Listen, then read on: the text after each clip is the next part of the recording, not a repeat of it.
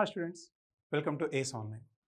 We, ACE Engineering Academy, we are launching online test series for the BARC examination for a post of scientific officers. As you are aware of, the aspirants who are applying for the BARC, so you are eligible either by means of the GATE examination or else you can appear the online examination conducted by the BARC itself. So, we are introducing the online test series which consists of mock tests, 5 full-length mock tests, as I am showing in the screen. So all these mock tests, these are eligible for all the streams, so EC, EE, CS, CE and ME, and this online test series will be conducted as per the notification given by the BARC. And if you see the dates for this 5 test series will be like, it will be starting from February 1st to it will end on the March 1st. So 5 tests are there, and these dates are subjected to the changes in the BARC examination data also.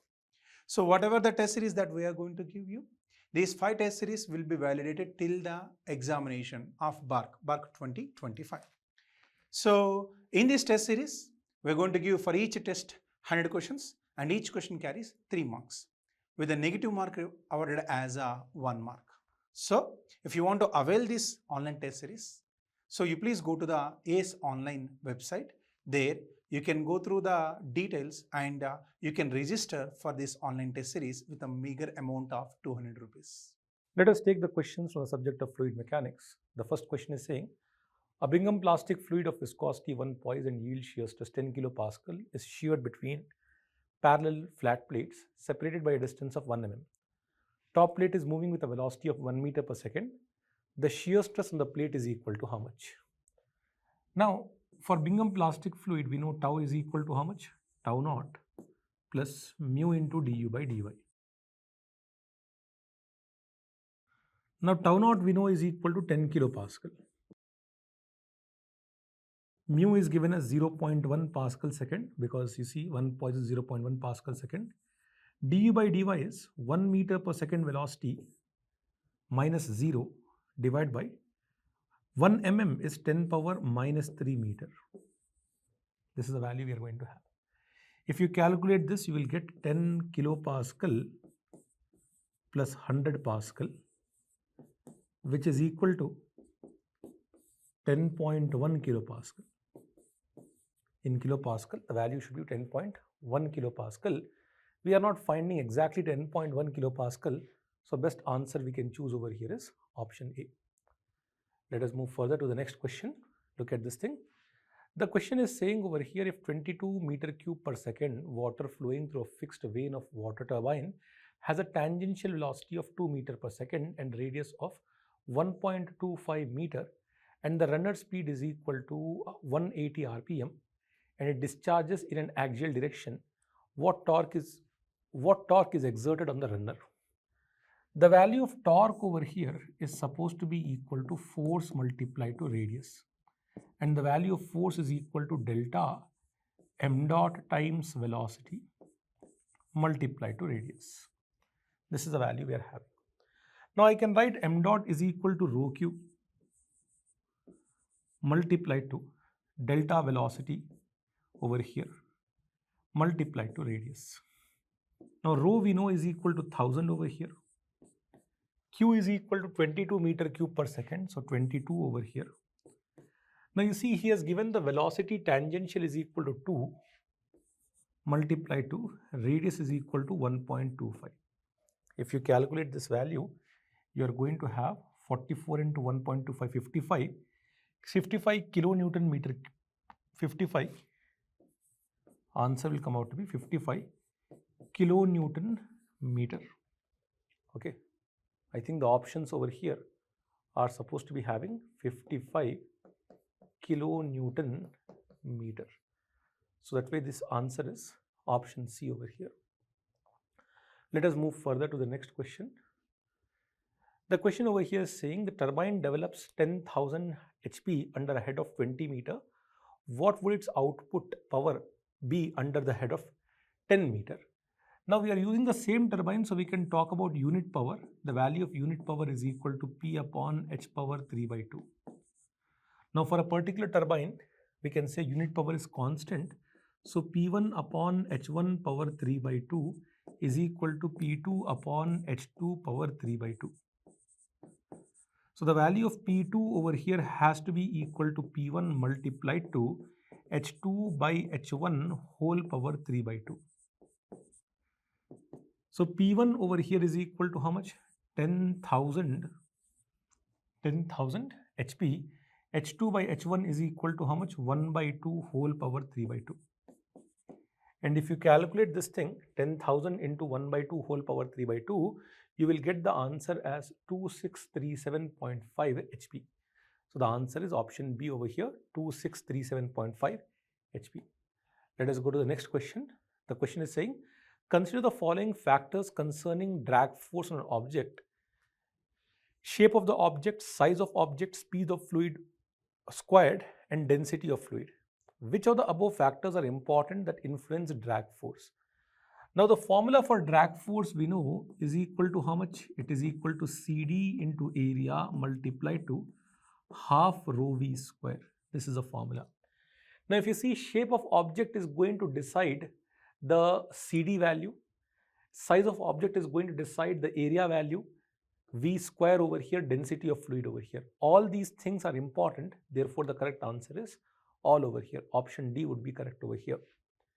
Moving further, the question is saying a smooth pipeline carries water at a maximum velocity of 3 meters per second. The friction factor is equal to 0.02. Okay. The water kinematic viscosity is 1 into 10 power minus 6 meters square per second. The thickness of laminar sublayer is how much? This is supposed to be average velocity. Okay, it is supposed to be average velocity over here. Fine. Because we cannot find out the value of laminar sublayer thickness with maximum velocity, we need average velocity. So the small correction, it is supposed to be average velocity. Now we know that the laminar sublayer thickness is equal to 11.6 nu upon V star, and the value of V star is equal to V root over of F by 8.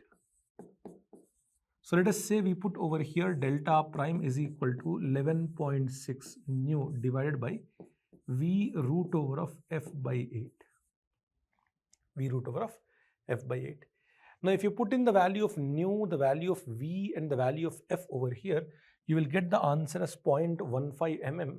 So the value of delta prime will be equal to option D, 0.15 mm. Sublayer thickness is 0.15 mm. Let us take the next question now. The question is saying a long pipeline 2.7 kilometer connects two tanks. The difference in water level is equal to 18.3 meter. Expected discharge is 910 liter per second. Darcy friction factor is 0.04. Diameter of pipe will be how much? This is a direct question. Now we know that the value of head loss major has to be equal to 1 by 12.1 FLQ square divided by D power 5. So from here, if I calculate the value of D, D will be equal to fifth root of 1 by 12.1 FLQ square upon H. This is the value of D we are going to have. You see the value of F is given to you as 0.04. Length is given to you as 2700 meter in SI units. Q is given to you as 0.91 meter cube per second. Okay. And the value of head loss is equal to how much? Whatever is the elevation difference, it is equal to head loss. So if you put in all these things in SI unit, you will get the answer as 0.834 meter, which is equal to 834 mm. You will get the answer as option B, 834 mm. Let us take the next question. The question is saying the flow rate from a nozzle attached to a rectangular tank can be doubled by, okay, you are doubling some things, you are holding the other things as constant. So let us say you are having a rectangular tank over here. You are having a rectangular tank. And over here you are having, let us say, a hole or a flow nozzle is there. Okay. The fluid is present up to some level. Now, the value of discharge over here has to be equal to how much? Flow rate is equal to how much? It is equal to cross-section area of orifice, the orifice or the nozzle present over here, multiplied to velocity, and velocity will be equal to how much? CV root over of 2gh, where h is a height measured from the free surface up to the nozzle. Okay. Now, let us see over here. He is saying doubling the breadth. If you double the breadth, it makes no difference basically, because you see area over here is area of orifice and h over here is a depth. Doubling head will make root over of 2 times. The discharge will become root 2 times. That means increase percentage will be only 41.4%. Doubling area, when you double the area, if he is meaning the area of orifice, then it is correct. If you double the area, the value of discharge will be doubled. Doubling the width of tank makes no difference again, because it is as good as doubling the breadth. So height is remaining same, it makes no difference. So this creates 0% increase, this creates 0% increase, this creates 41.4% increase, this will create 100% increase. So he is saying we want to double the flow rate, means we want 100% increase. The answer is supposed to be option C over here. Moving further to the next question. The question is saying the 2-dimensional vertical plane, many fluid waves described by the velocity vector so and so is there. The shear strain rate, basically average of difference in angular velocity in perpendicular elements, is equal to how much? When he's saying average shear strain rate, it is basically gamma dot, let us say, xy plane.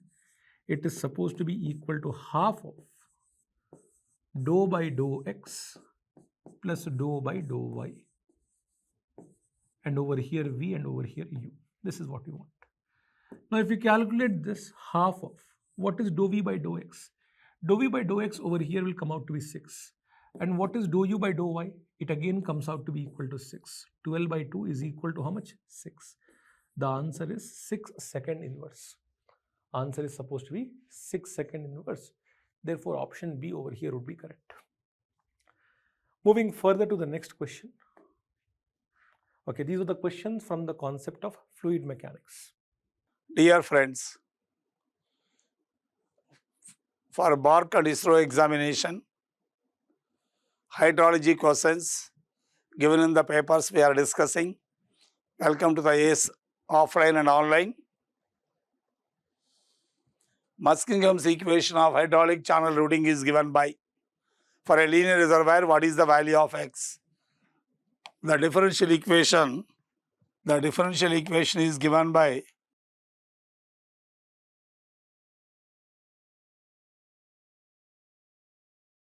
I is the inflow, O is the outflow, S is the change in storage. If the storage is a function of both inflow and outflow, is the general phenomena, means x value not equal to 0, that is the natural or general. If the storage is a function of outflow, 1 minus x must be equal to 1. Storage should not depend on inflow. X must be 0. So, if x is equal 0, storage is equal to k into O. Storage is independent of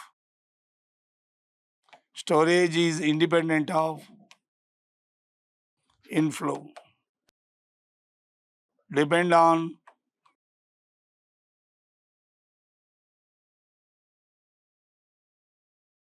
outflow. When x value is 0, when x is equal 0, such a channel is called linear channel. For a linear channel, for a linear water resources system, your value of x must be equal to 0. X is equal 0 is the right answer for the question.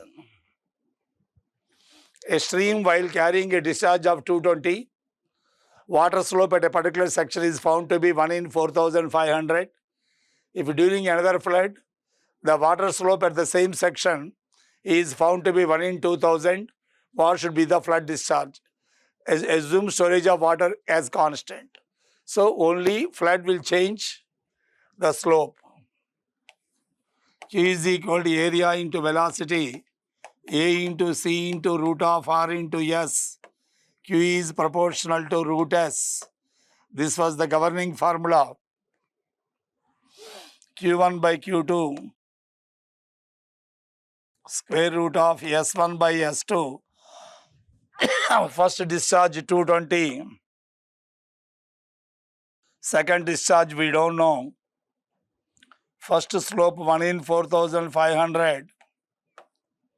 Second slope is 1 by 2,000. Gets cancelled. 20 will go to numerator. 220 by Q2 square root of 20 by 45. 5 into 4, 5 into 9. It is 2 by 3. 220 by Q2 is equal to 2 by 3. 2 will give 110 times 110 into 3. Clearly we get the discharge Q2 as a 330 meter cube per second. The governing formula is the Chezy's formula. Q is proportional to root S. You can very easily answer the question. Answer for the question is 330 meter cube per second is the right answer. Consider the flood hydrograph shown in the figure. Find the depth of the corresponding direct runoff hydrograph of a catchment area of 30 square kilometer. Base flow is 10. So if you remove all of them, direct runoff depth is equal to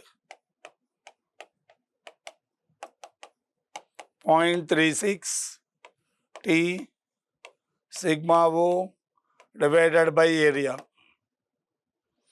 0.36 multiply with time, hourly, 6 hourly. Sum of the ordinates of direct runoff hydrograph. First one is 0, 5,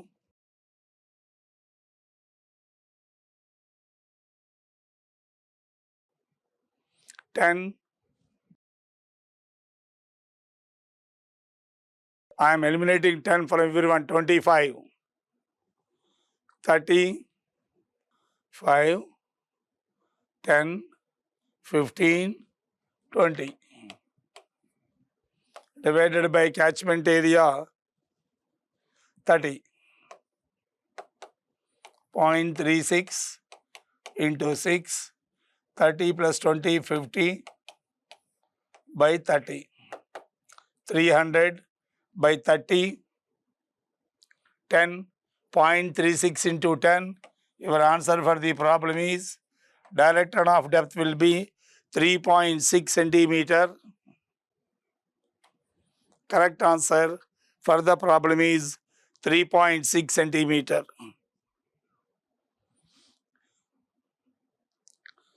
In a meteorologically homogeneous region, 3 rain gauge stations ABC are installed. Normal annual rainfall of these rain gauges 175, 200 and 250. 175, 200 and 250. In a particular year, recorded annual precipitation of A and B 125 and 150. What is the reading? Which one is the non-running rain gauge station C?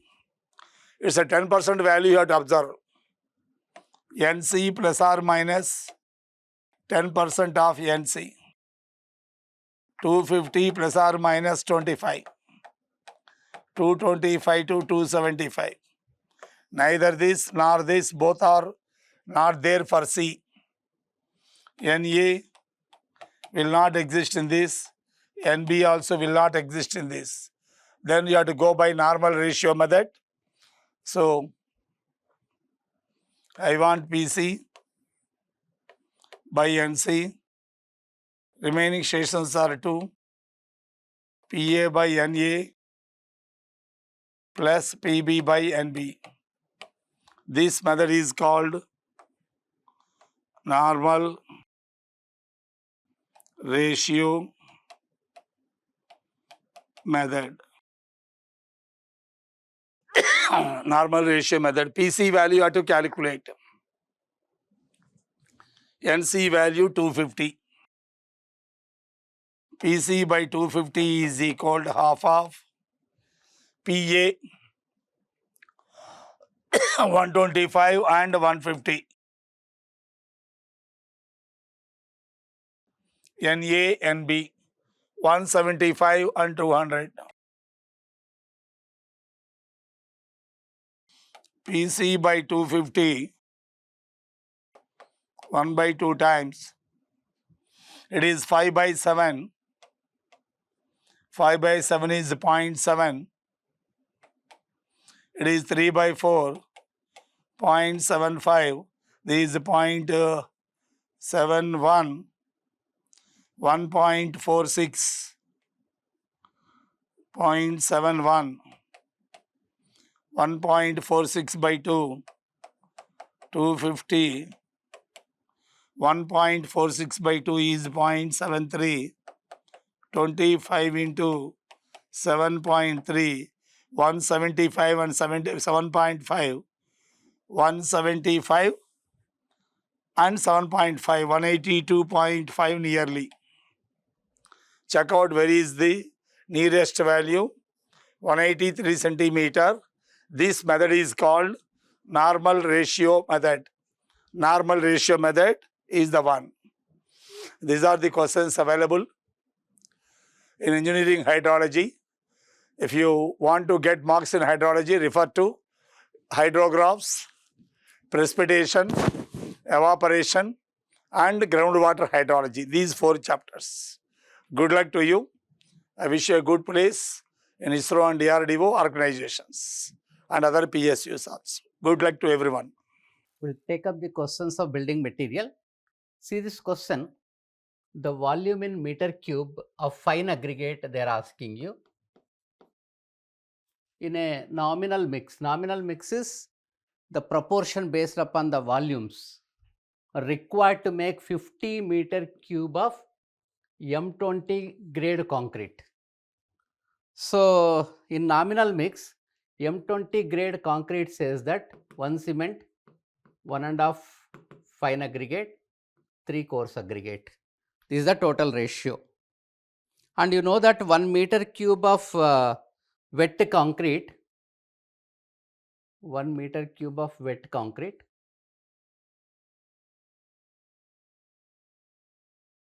requires 1.54 meter cube of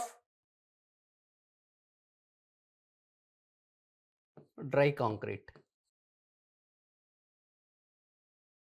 This you know. So, the volume of fine aggregate is equal to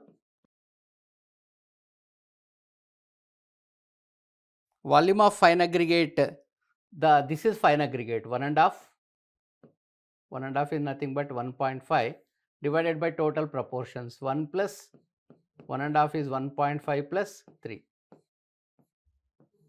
So, this is a weighted proportion of fine aggregate with respect to total into 1.54 of dry in terms of wet, and how much is required? 50 meter cube is required.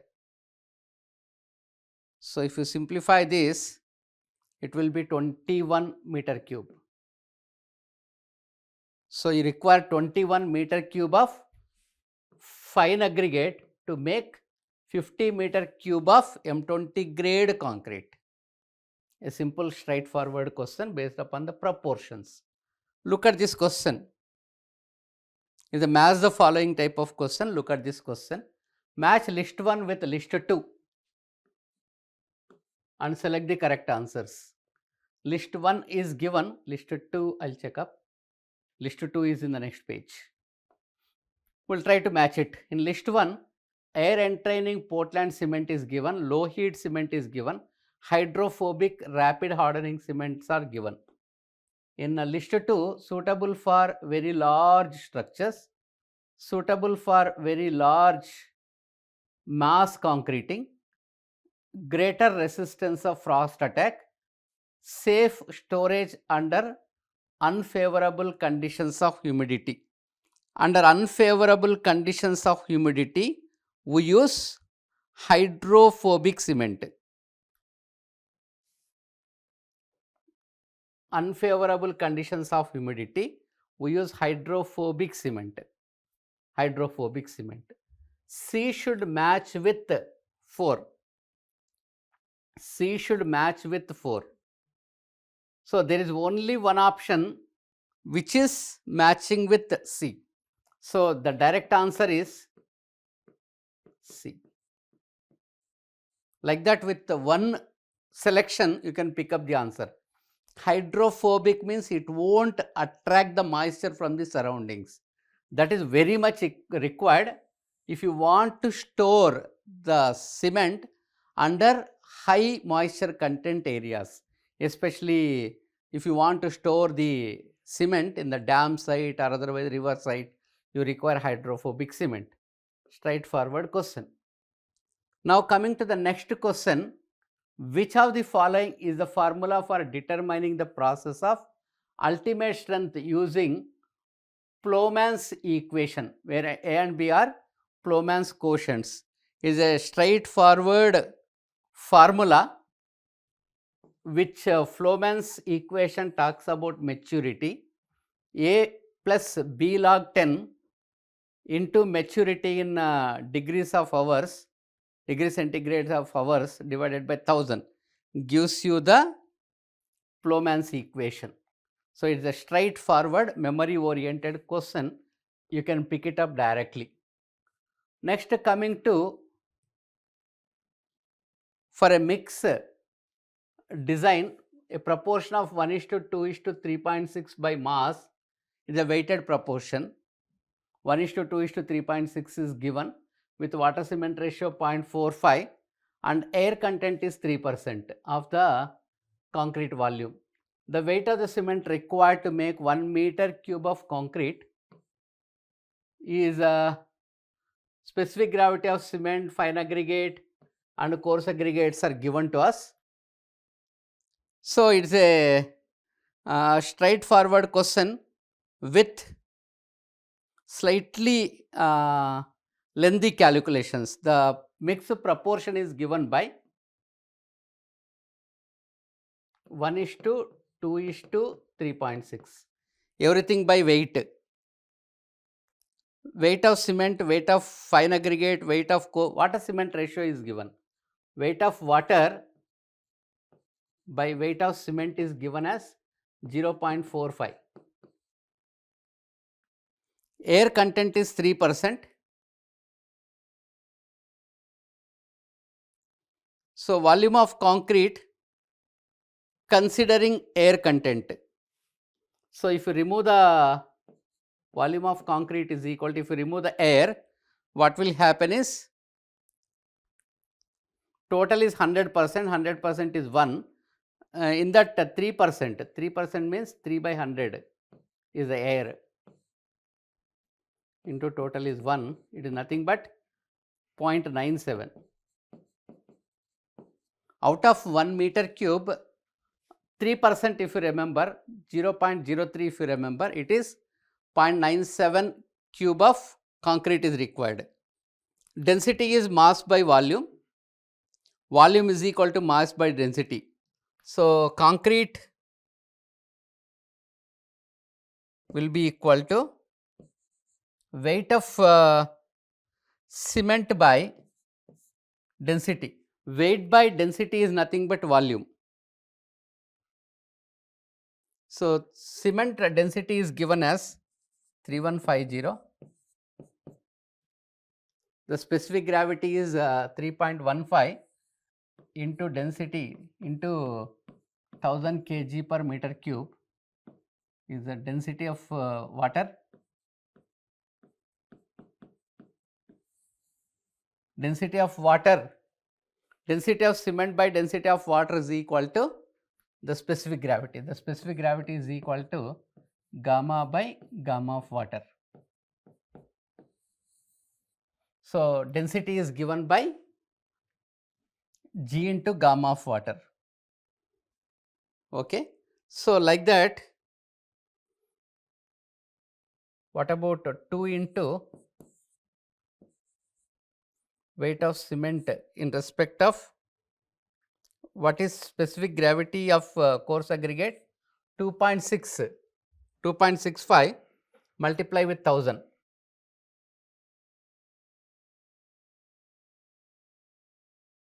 Next is 3.6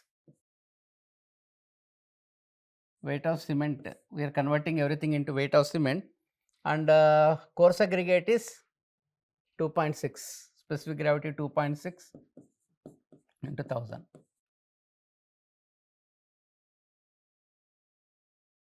is equal to volume of concrete, nothing but 0.97.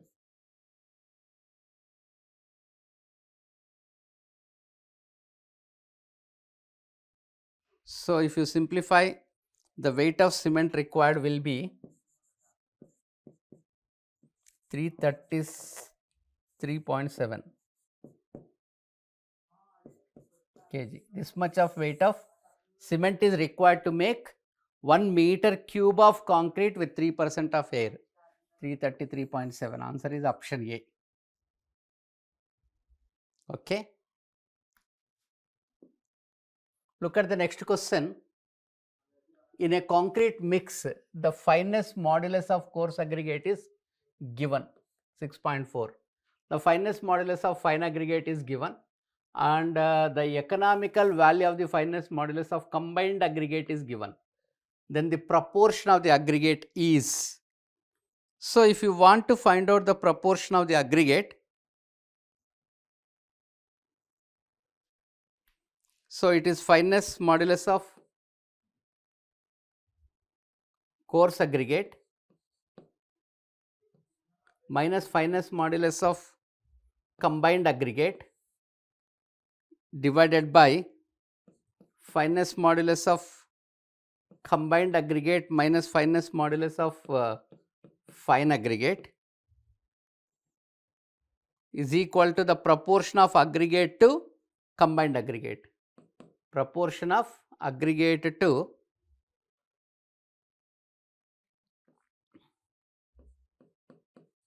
fine aggregate to total aggregate, combined aggregate. Substitute the values. Fineness modulus of coarse aggregate is 6.4, combined aggregate is 5.6, fineness modulus of coarse aggregate, combined aggregate is 5.6 minus fine aggregate is 2.4. If you want, you can take it as a ratio, or if you want in percentage, you can make it in percentage also. They are giving you everything in percentage. So, 0.25 is 25%.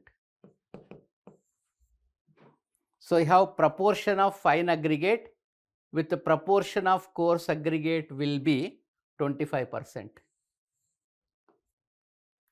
So, the proportion of the fine aggregate to the total aggregate will be 25%. Okay. So, these are the questions of building materials. We will discuss question on transportation.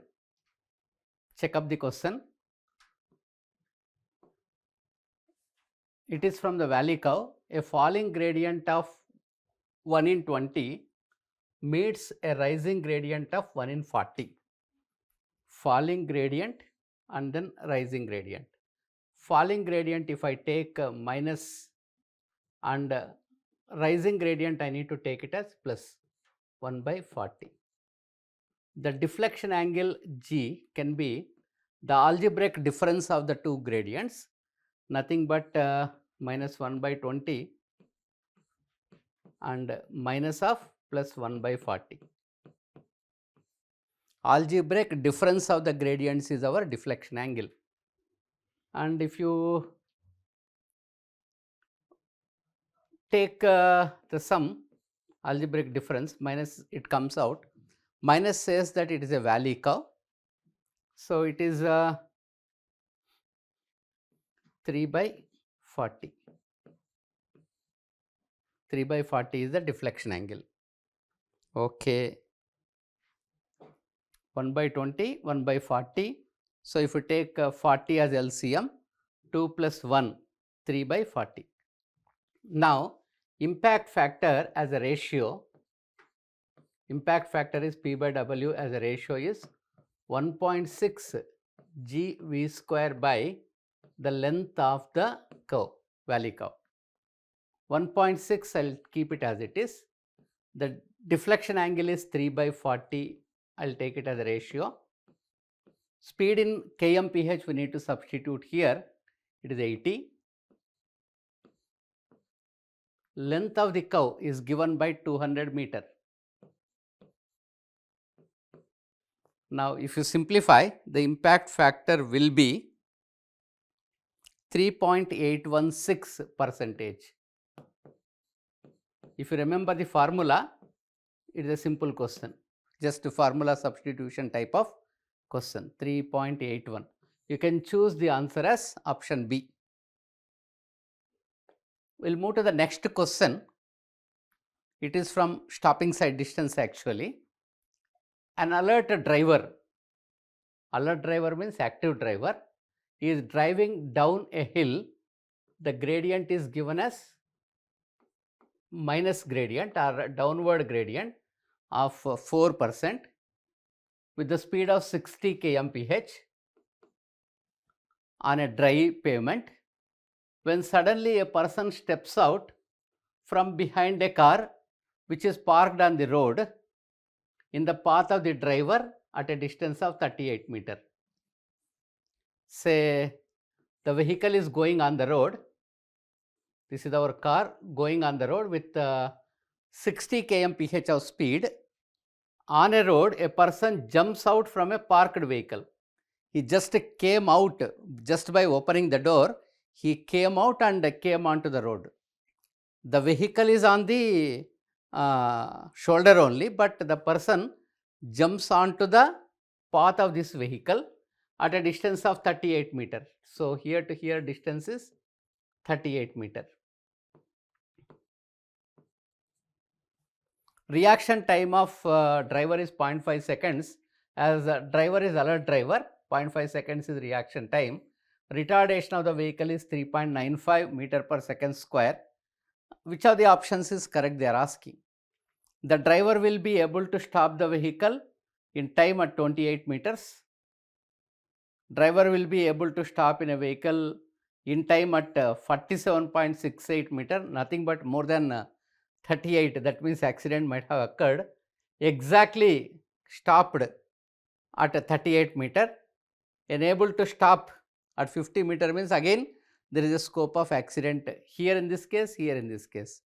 We will calculate SSD with the downward gradient. SSD with the downward gradient is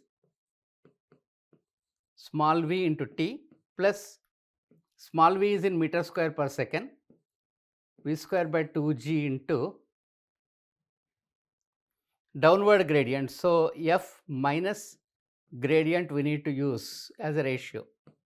And if you take the speed in meter per second,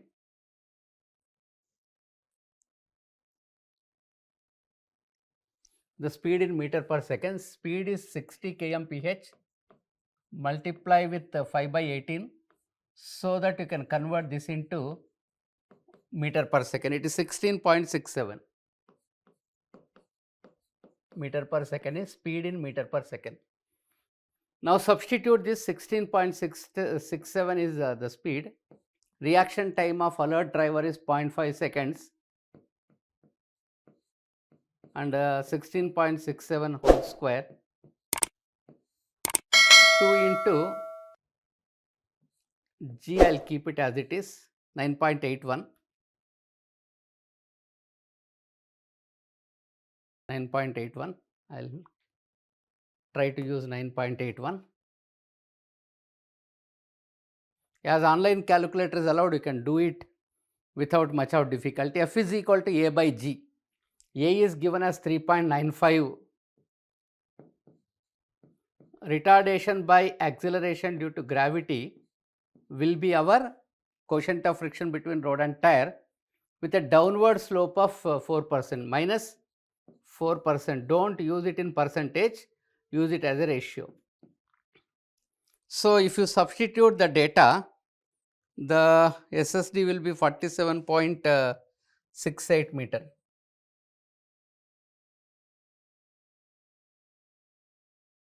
The vehicle from the present condition can able to stop in 47.68. So, you can choose the answer as option B. The driver will able to stop the vehicle in time at 47.68 meter, but meanwhile, exactly after traveling a distance of 38 meter, accident might have occurred. This fellow directly might have gone to Yamalok, and vehicle moves ahead and then stops. Okay. So, as per the options, this is the answer. Answer B is the correct option. Now, coming to the next question, a dual wheel assembly carrying a load of 20 kilonewton each is traveling on a pavement of thickness 25 centimeter. It is desired to evaluate the stress at a depth of 40 centimeter from the surface of the road surface. The equivalent load to be considered for evaluating the strength is, actually they are asking you equivalent single wheel load ESWL.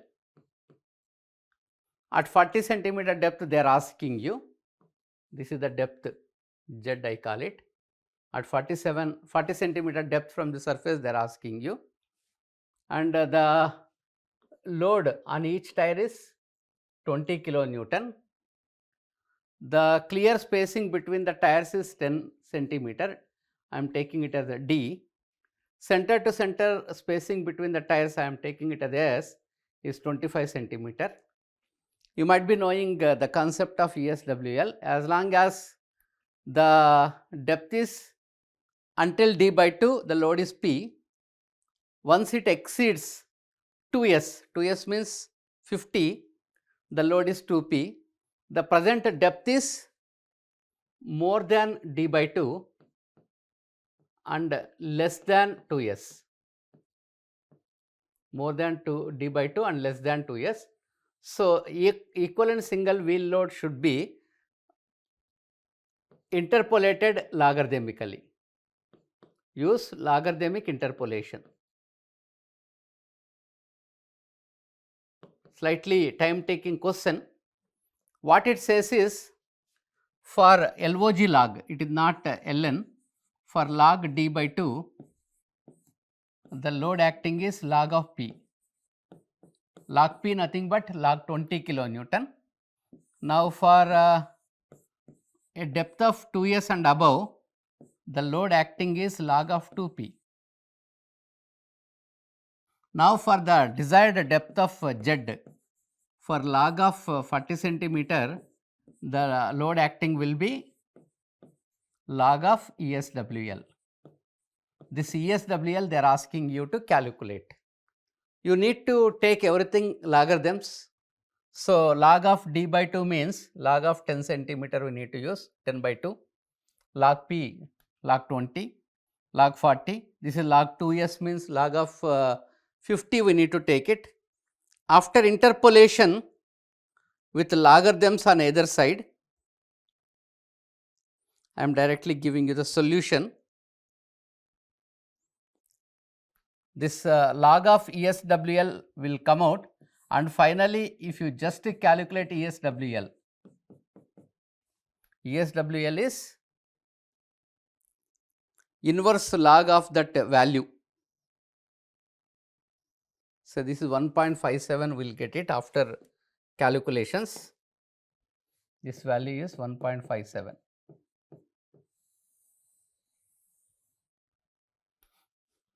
Log of ESWL is 1.57. ESWL is equal to 1 by log of 1.57. 1 by log is 10 power x. 10 power 1.57. That 10.57 10 power 1.57 is 37.4 kilonewton.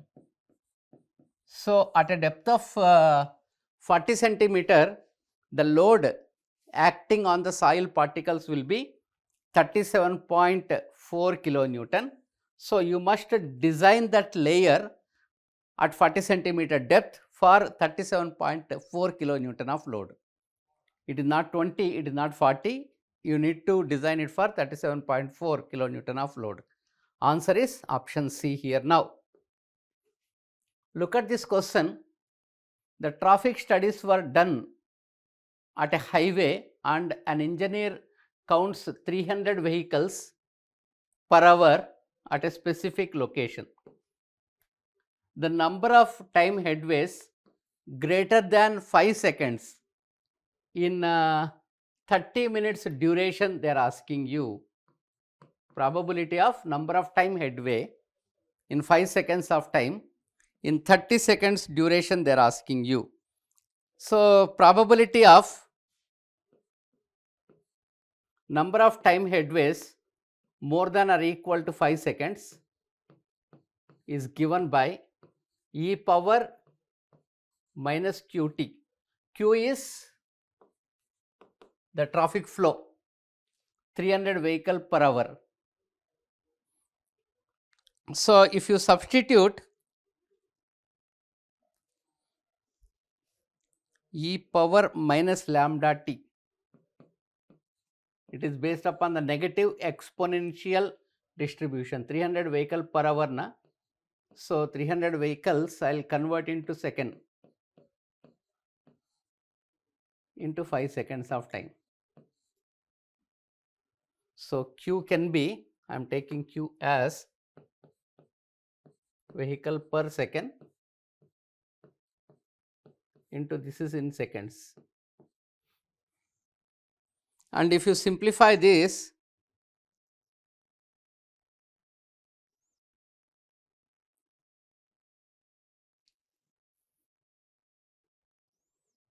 it is 0.659, 0.659.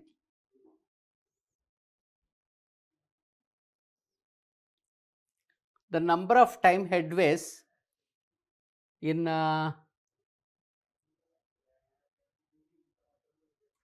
30 minutes duration will be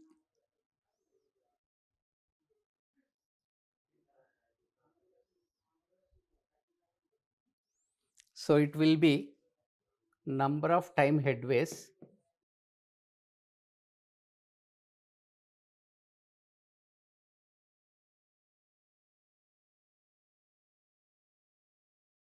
in 30 minutes duration will be, total vehicles will be 300 vehicle per hour. So, 300 per hour for 30 minutes it is 150 vehicle per 30 minutes. The probability is 0.659. Time headways greater than or equal to 5 seconds. So, if you simplify this, it will be 150 divided by 0.659, 227.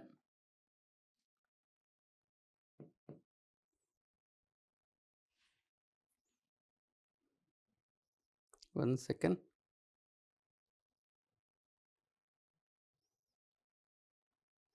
197.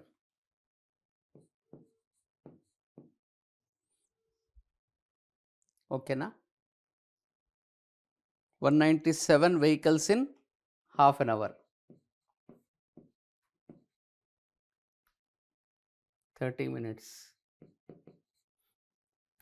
So, 197 is option A, the nearest option. Coming to the next question, which is in railway, look at the question. See the question. Broad gauge main line, the broad gauge main line, degree of curve is 2.76 degree and the turnout is 1:12 turnout. Takes out in a country in contrary flexor for a branch line which has a design speed of 30 kmph. Speed of the branch line is 30 kmph. The permissible cant on the main line they are asking. Permissible super elevation for the main line they are asking. Is a routine question, simple question. Degree of turnout is degree of turnout. The turnout is 1/12. So, it will be tan inverse of 1/12. If you simplify this tan inverse of 1/12, it will be 4.76 degrees.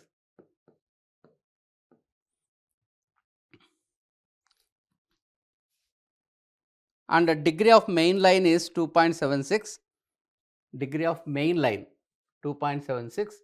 Degree of branch line will be, degree of turnout is 4.76 minus degree of main line. This is degree of main line. So, 4.76 minus 2.76, nothing but 2 degree. Degree of branch line is 2 degrees. With that you can calculate radius of the branch line. Radius of the branch line is equal to 1750 I will take by degree, degree of branch line.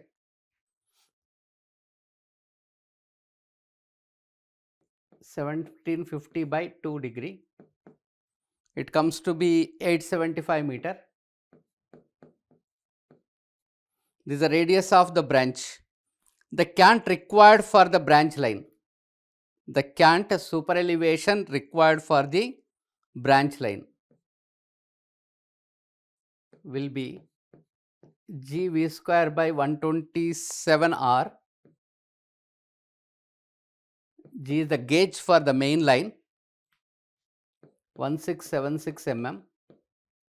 For the broad gauge, the gauge is 1676 mm. Speed is branch line, this is VB, speed of the branch line, radius of the branch line. Speed of the branch line is 30, 127, radius of the branch line is 875.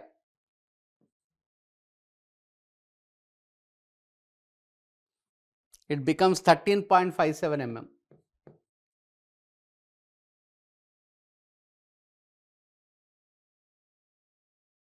Permissible cant deficiency, you know, for broad gauge permissible cant deficiency is equal to 75 mm. That is fixed by railway board. Now coming to the cant of the branch line, cant deficiency is equal to 75 mm for broad gauge.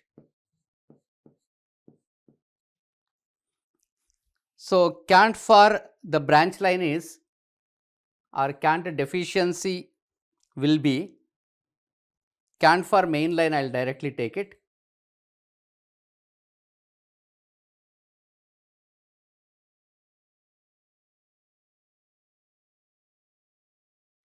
Cant deficiency is 75 minus cant of the branch line will be 13.75, 13.57. 75 mm minus 13.57, it will be 61.42.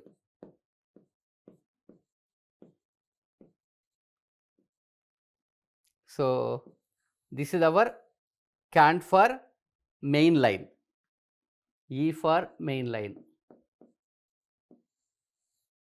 61.42. Any answer matching? Yes, it is answer B. Okay. Next we will move to the next question. Look at the question. The pressure sustained by 75 centimeter dia rigid plate, the rigid plate is 0.125 centimeter. Deflection is 0.375 kg per centimeter square.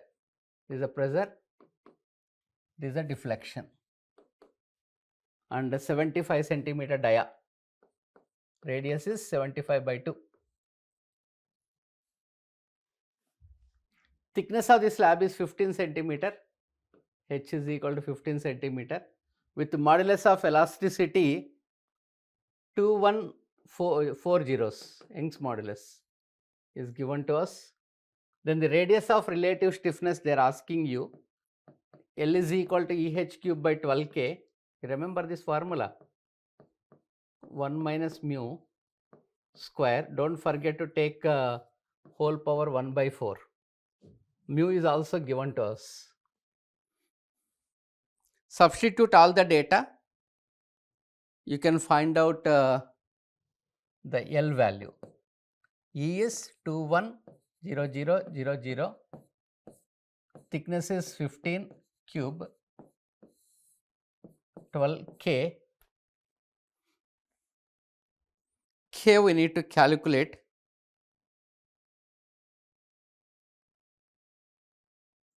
K is given as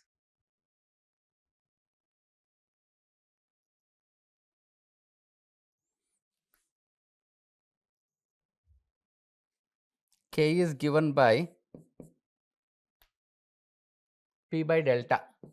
Pressure required to cause unit deflection is K. Modulus of subgrade reaction K is pressure per unit deflection. Pressure is 0.375 kg per centimeter square divided by 0.125 centimeter. So, this value will substitute here. 1 minus mu is 0.13, whole power 1 by 4.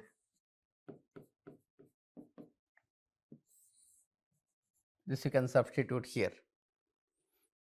And if you simplify, it will be 67 centimeter. 67. Answer is option B, you can take. Straightforward formula type substitution question, you can answer it easily. Coming to the next question, the cycle time of a traffic signal is given as 75 seconds, C naught is 75, and the green time is 30 seconds, it is actual green time. Amber time is 5 seconds, yellow time. The startup loss is 3 seconds, TS is 3 seconds per phase, and the clearance loss time is 2 seconds per phase. Then saturation headway is 3 seconds. Then capacity of the lane they are asking you. First, effective green we need to calculate. Effective green is equal to actual green plus amber minus clearance loss time and startup loss time minus all the loss times. Actual or display green is 30 seconds plus amber is 5 seconds minus startup loss time minus clearance loss time. So, this is 30 again, 30 seconds per phase, and they are asking you the saturation time headway. Saturation time headway is given, the saturation flow is 3600 by saturation time headway, 3600 by 3 means 3 1 ja 3 to 1200 vehicle per hour. And capacity of the lane, capacity of the lane Q max is equal to G by C naught into saturation flow. Effective green, this is effective green please. effective green by cycle time into saturation flow. Effective green is given as 30, the C naught is given as 75, saturation flow is 1200. If you simplify, the answer will be 480 vehicle per hour. Okay, 480 vehicle per hour. Answer is option A. A simple question again based upon the traffic engineering. So, these are the questions of the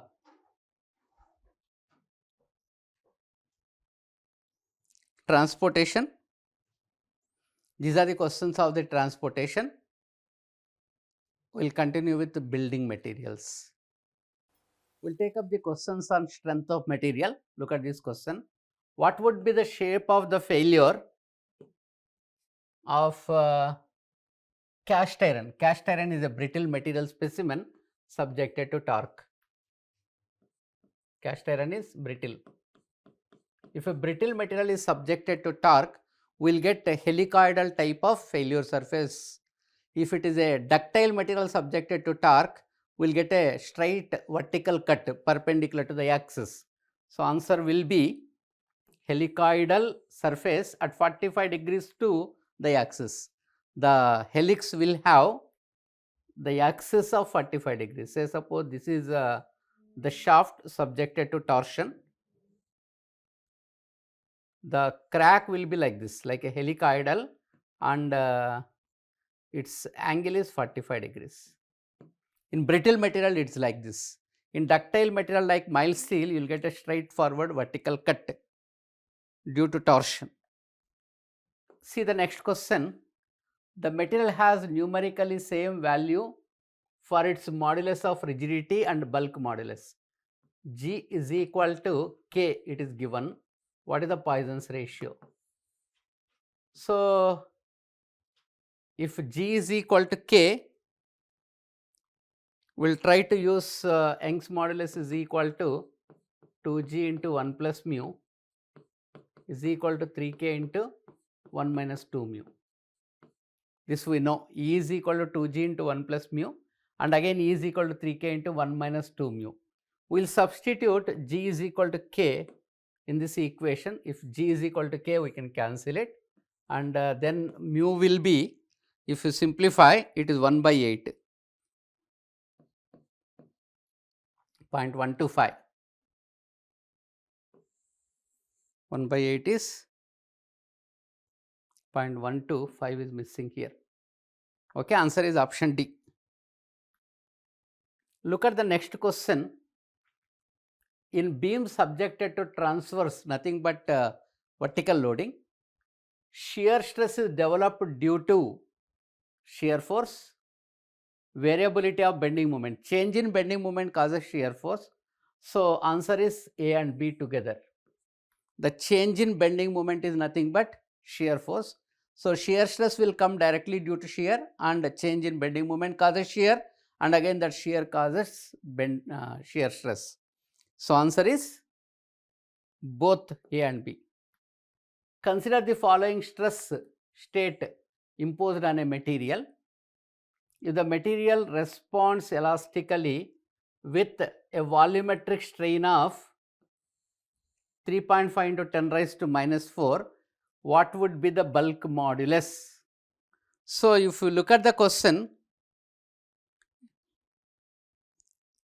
the K value will be sigma average divided by volumetric strain. So, average will be average of all sigmas. So, these are the sigma values. Say this is sigma 1, sigma x, sigma y, sigma z.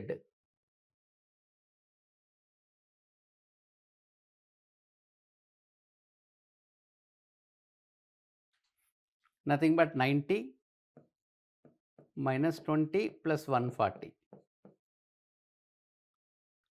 K is given by, this is the K value, you can substitute. epsilon V will be change in volume by original volume.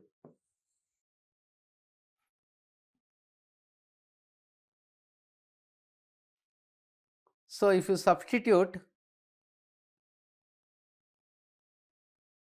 delta V by V, volumetric strain, this is directly epsilon V is given. We will substitute and find out K.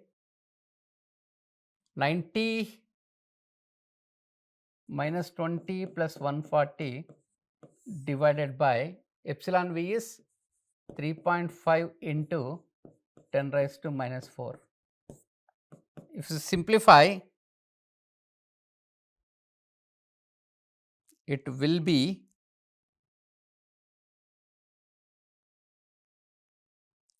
200 into 10 cube minus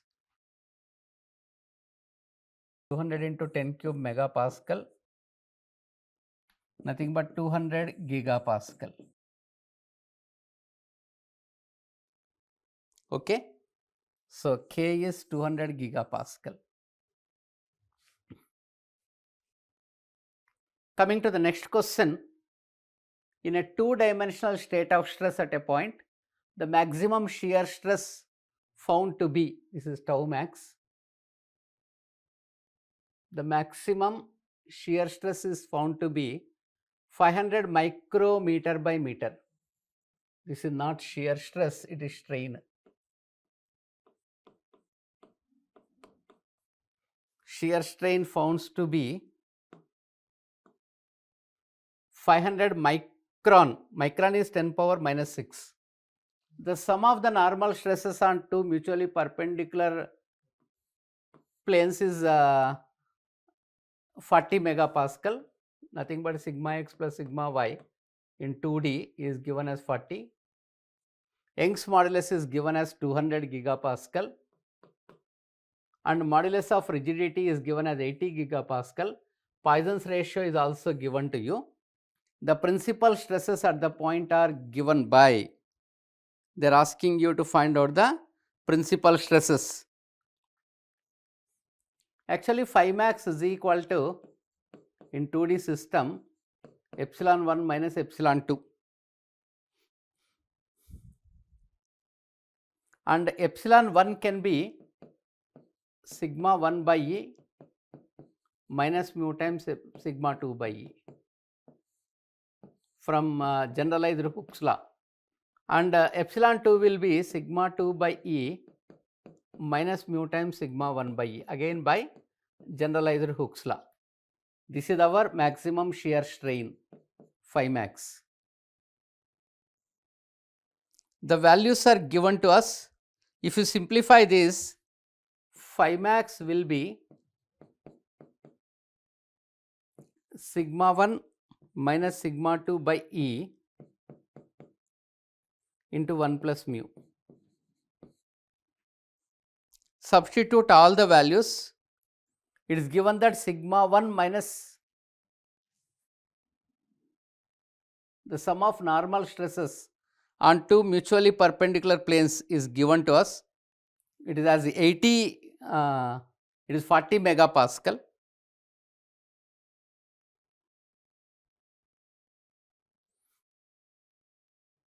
The maximum shear strain is given.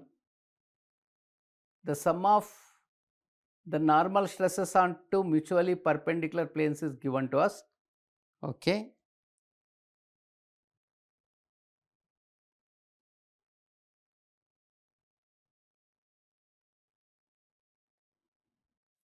So, if you substitute all the parameters, phi max is given by 500 micron, micron is 10 power minus 6, you need to substitute.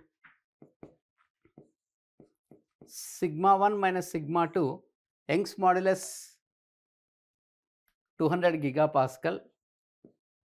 So, 200 into 10 cube I am substituting, 1 plus mu is 0.25. So, from this sigma 1 minus sigma 2, if you simplify, it would be 80 megapascal. and it is given that sigma 1 plus sigma y should be 40 megapascal. Actually speaking, from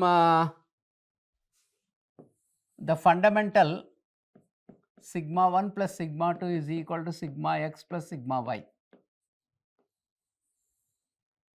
So, sigma x plus sigma y is 40, nothing but sigma 1 plus sigma 2 also 40, and also sigma 1 minus sigma 2 is 80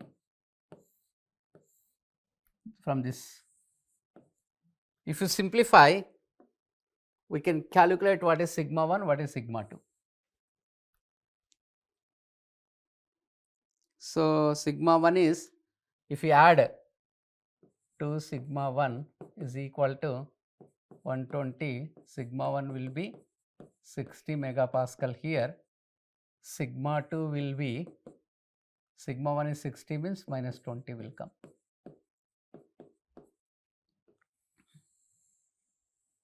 So, these are the answers. Sigma 1 60 and minus 20. So, answer is option B. So, like that we can calculate the parameters. It is a slightly lengthy question. We will move to the next question. See this question. A simply supported beam of span 2 meter, L is given as 2 meter, rectangular cross section subjected to UDL throughout the length, simply supported beam. Simply supported beam of 2 meter span subjected to UDL throughout. If the ratio of maximum normal stress to maximum transverse, nothing but shear stress in the beam is F max by tau max is given as 10. Then the depth of the beam cross section they are asking you.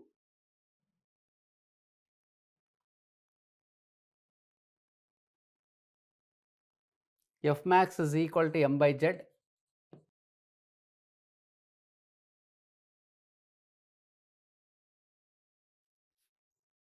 M is equal to beam with UDL, WL square by 8 is the maximum bending moment, Z is BD square by 6. For a rectangular cross section, transverse shear stress tau max is equal to 3 by 2 of tau average, nothing but 3 by 2 of shear force by area. Shear force is WL by 2,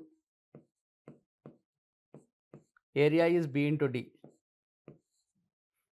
So, F max by tau max ratio is given by 10.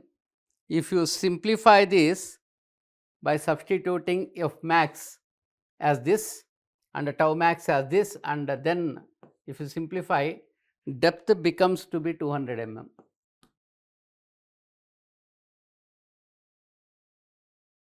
Okay. Look at the next question. In a prismatic beam under the action of pure bending, both shear stress and shear strain are 0, correct. In a beam subjected to pure bending, no shear at all. So, no shear stress and no shear strain. Shear stress is 0 and shear strain is non-zero, and shear stress is non-zero.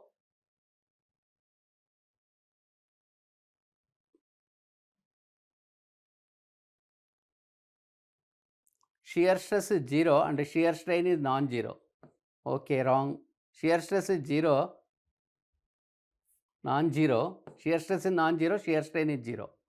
Both shear stress and shear strain are non-zero. So, in case of pure bending, we have only bending moment, no shear, nothing but no shear stress, no shear strain. Answer is option B directly. We will see the next question.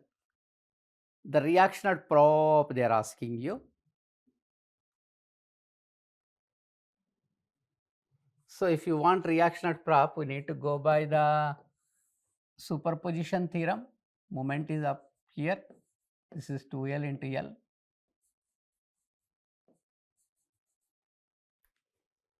The deflection at the free end we can calculate. This is nothing but ABC I will take.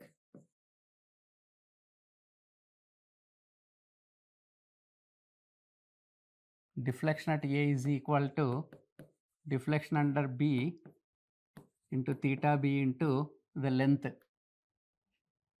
between A to B is L. Deflection under the B is equal to ML, L here to here is 2L, ML square by 2EI, theta is ML by EI.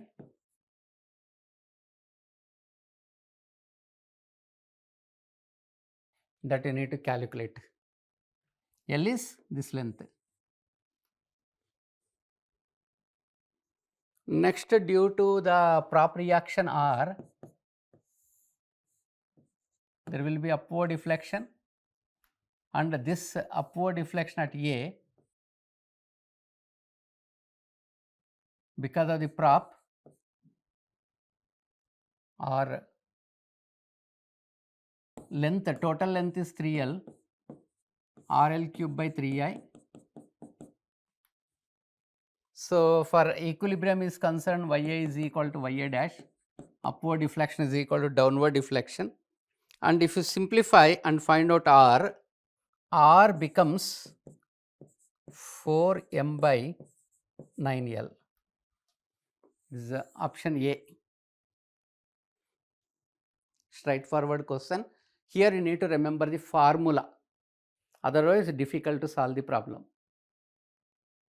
Okay. Try the next question.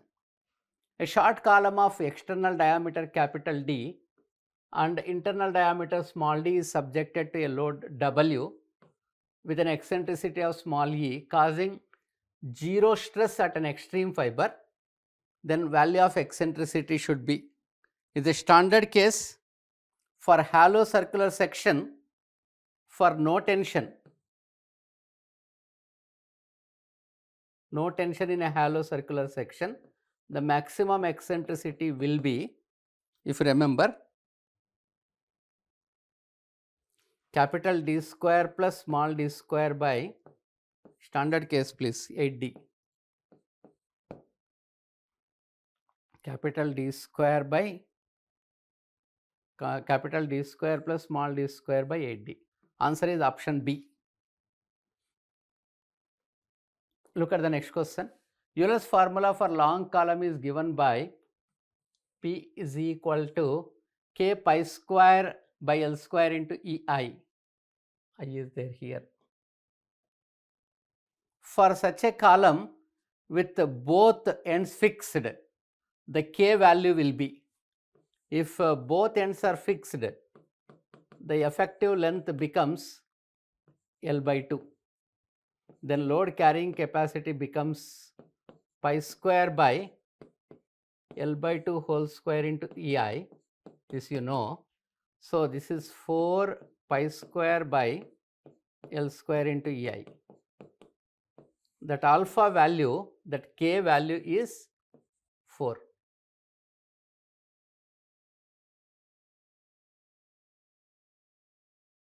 Okay. Answer is option C. Come to the next question. So, these are the questions of the strength of material. Okay, thank you. Now, let's see the solutions of environmental engineering. So, a storm water drain. What does it mean by a storm water drain? So, this is a drain that is provided just to collect the storm wastewater, which is a runoff.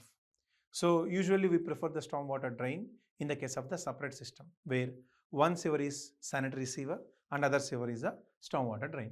It is to be designed for a Warangal city of population. So, the population is given as so that's nothing but 1 million, right? 10 lakhs. The average rainfall occurred over a catchment area. So they have given the catchment area. This is nothing but A, 200 hectares. And what is the rainfall is given? 200 mm. For how much duration? 10 hours. So when the rainfall is given, the precipitation is given 200 mm and time is also given 10 hours. So I can find out the intensity of the rainfall, which is nothing but P by T, that is 200 by 10. So which means 20 mm per hour. Okay. Consider the evaporation losses how much? 5 mm and infiltration of 25 mm. So the total precipitation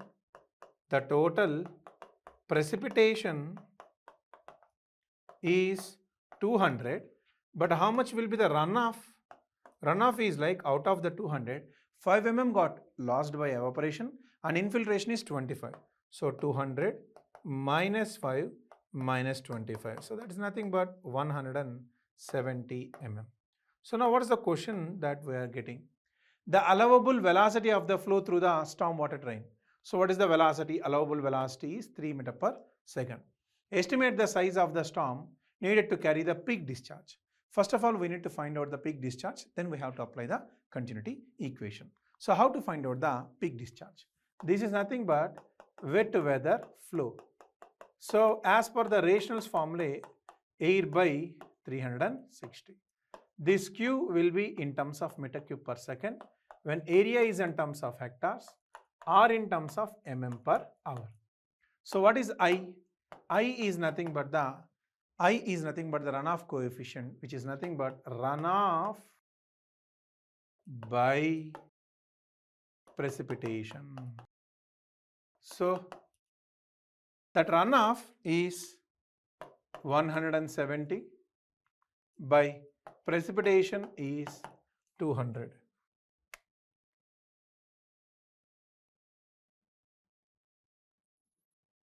So you solve this.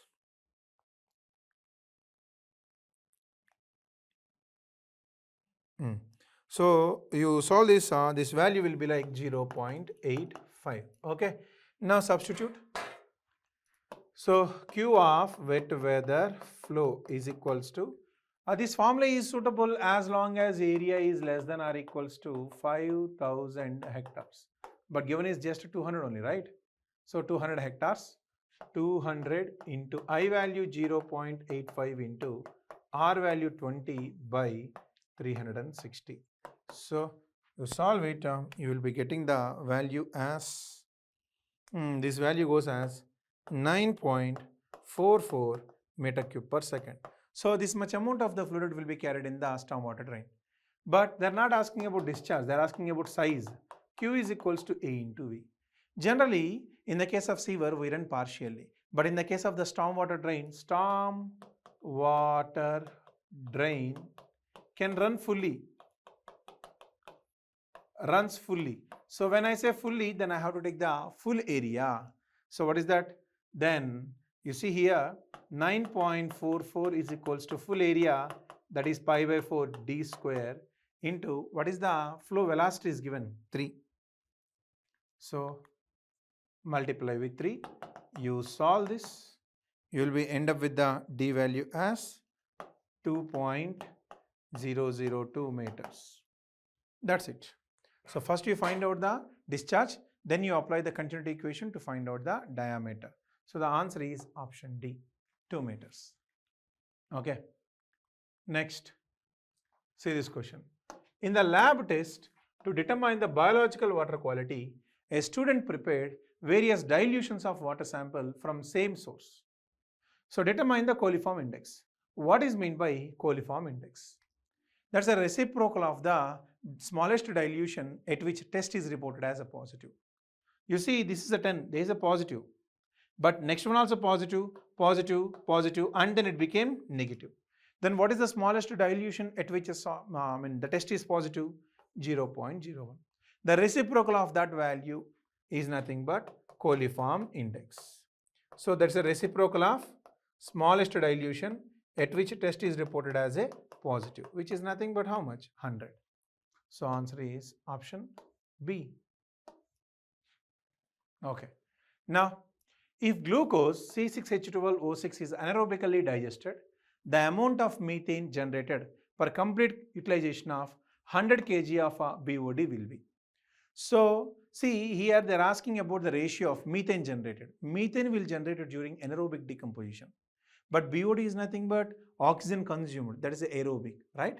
So, first of all, from this equation, you see C6H12O6 that will release us 3 moles of methane and 3 moles of carbon dioxide. So, this will be like 1 mole of glucose. 1 mole of glucose generate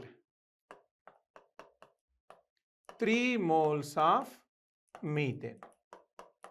Okay, but what is the molecular weight of the glucose, sir? That's 180.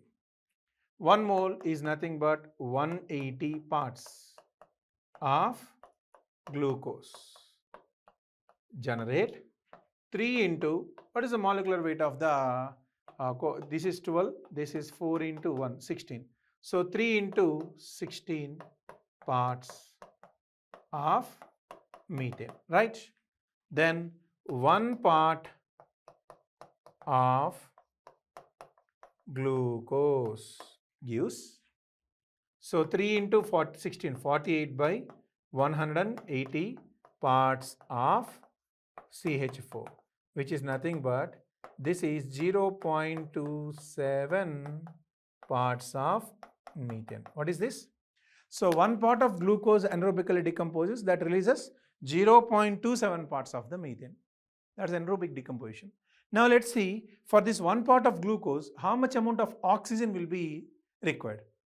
So that's nothing but BOD. What is meant by BOD? The amount of oxygen required to decompose biodegradably organic matter. Here methane is a biodegradable only, means the glucose is a biodegradable only.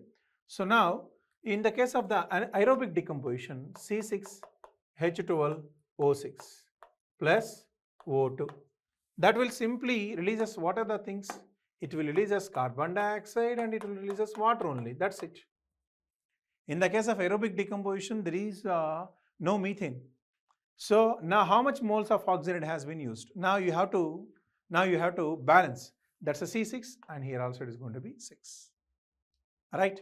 So now if it is a 6, then what about the hydrogen over there? There are 12. So again 6. So now how many oxygens are there? 6 to 12 and 1 more 6, 18. 18 oxygens are there, but here it's only 6. So remaining 12 oxygens are required and here 2 moles, then this means 6 moles. So which means 1 mole of glucose, 1 mole of glucose utilizes 6 moles of oxygen. So what is the 1 mole, sir? 1 mole is nothing but 180 parts of glucose utilizes 6 into, what is oxygen? 32, O2, parts of O2. Then 1 part of glucose, 1 part of glucose, this will be like, this is 192 by 180. This will be like 1.067 parts of oxygen. So what is the meaning of this? In aerobic decomposition, 1 part of glucose releases 0.27 parts of methane. And anaerobic, in aerobic, 1 part of glucose utilizes 1.067 parts of O2, which is nothing but BOD. Now the question is, amount of methane generated per complete utilization of 100 kgs of BOD. So the meaning of this one is, so overall this 1.067 part of O2 utilization 1.067 parts of O2 utilization represents 0.27 parts of methane. So now for 1 part O2 utilization, how much? 0.27 by 1.067 parts of methane. Now what they're asking is for not one part, for the 100 kgs. What is the amount of methane generated? For 100 kgs of O2, which is nothing but BOD. This is 0.27 by 1.067 into 100. You solve it, that's going to be 25 kg of methane. So how much methane will generate? 25 kgs of methane will generate. How much will generate? 25 kgs of methane will generate. That's nothing but option D.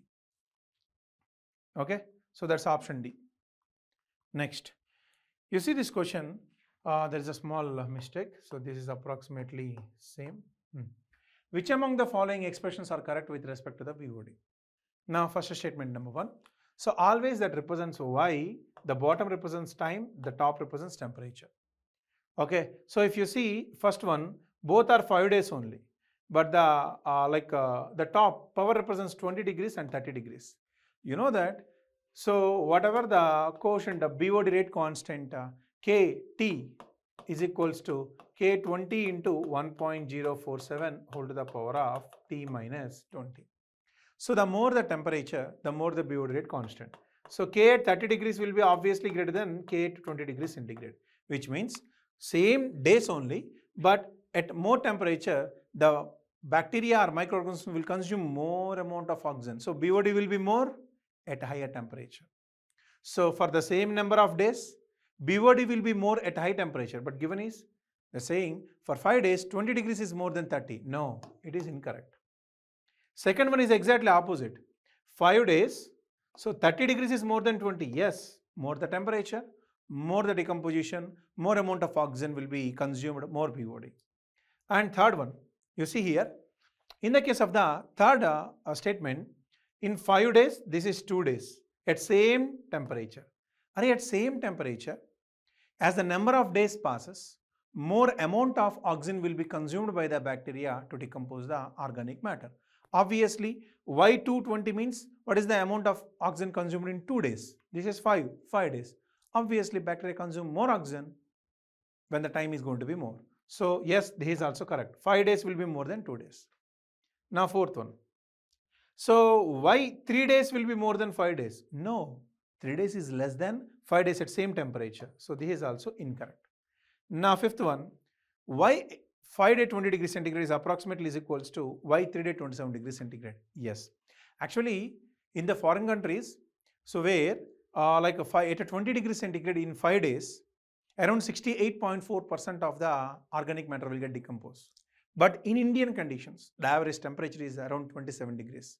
So when 20 degrees increases to 27 degrees, then decomposition occurs at quick rate. Yes. So whatever the decomposition happens in 5 days will happen in less than 5 days. So when temperature increases to 27 degrees centigrade, time will reduces. Yes, 5 to 3 days. This is also correct. Now what are the correct statements over here? 2, 3 and 5. 2, 3 and 5.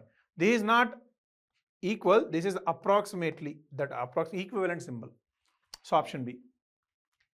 Next, the emission rate of NOx from each vehicle is 4 gram per kilometer. For one vehicle, assuming annual travel of 15,000 kilometers, man, for 1 kilometer for 15,000 into 4. That is per one kilometer, right? And that is for one vehicle. Likewise, how many number of vehicles are there? 5,000 vehicles are there. Then what is the total quantity of NOx? Is quantity of NOx is equals to, for one vehicle, that is 4 gram per kilometer. Okay, likewise, how many kilometers that vehicle is traveling? 15,000. Likewise, how many vehicles are there? 5,000. These many grams are going to be releases. 1,000 grams is kg. 1,000 kgs are 1 ton. So now I can take these 3 zeros, that will be kg. That 3 zeros will be ton. So now 4 into 15 into 5 tons. 15 4 so 60. So 60 into 5, 300 tons. The correct answer is 300 tons of the oxides of nitrogen are going to be releases by vehicular emissions. Okay. Next, units of specific conductivity of the water. The unit of the specific conductivity is mho or it can be Simon. So including both. So the correct answer is A and C. Option D. Now, a lake suited near thermal power plant has following water quality parameters. So whatever the lake near to the thermal power plant, obviously when you release that wastewater, so that lake water will have some impurities. That impurities are calcium, magnesium, carbonate and bicarbonate. Estimate the sum of carbonate and non-carbonate hardness. Sum of carbonate and non-carbonate hardness is nothing but what? Total hardness. And total hardness is due to multivalent cations. So what is the total hardness?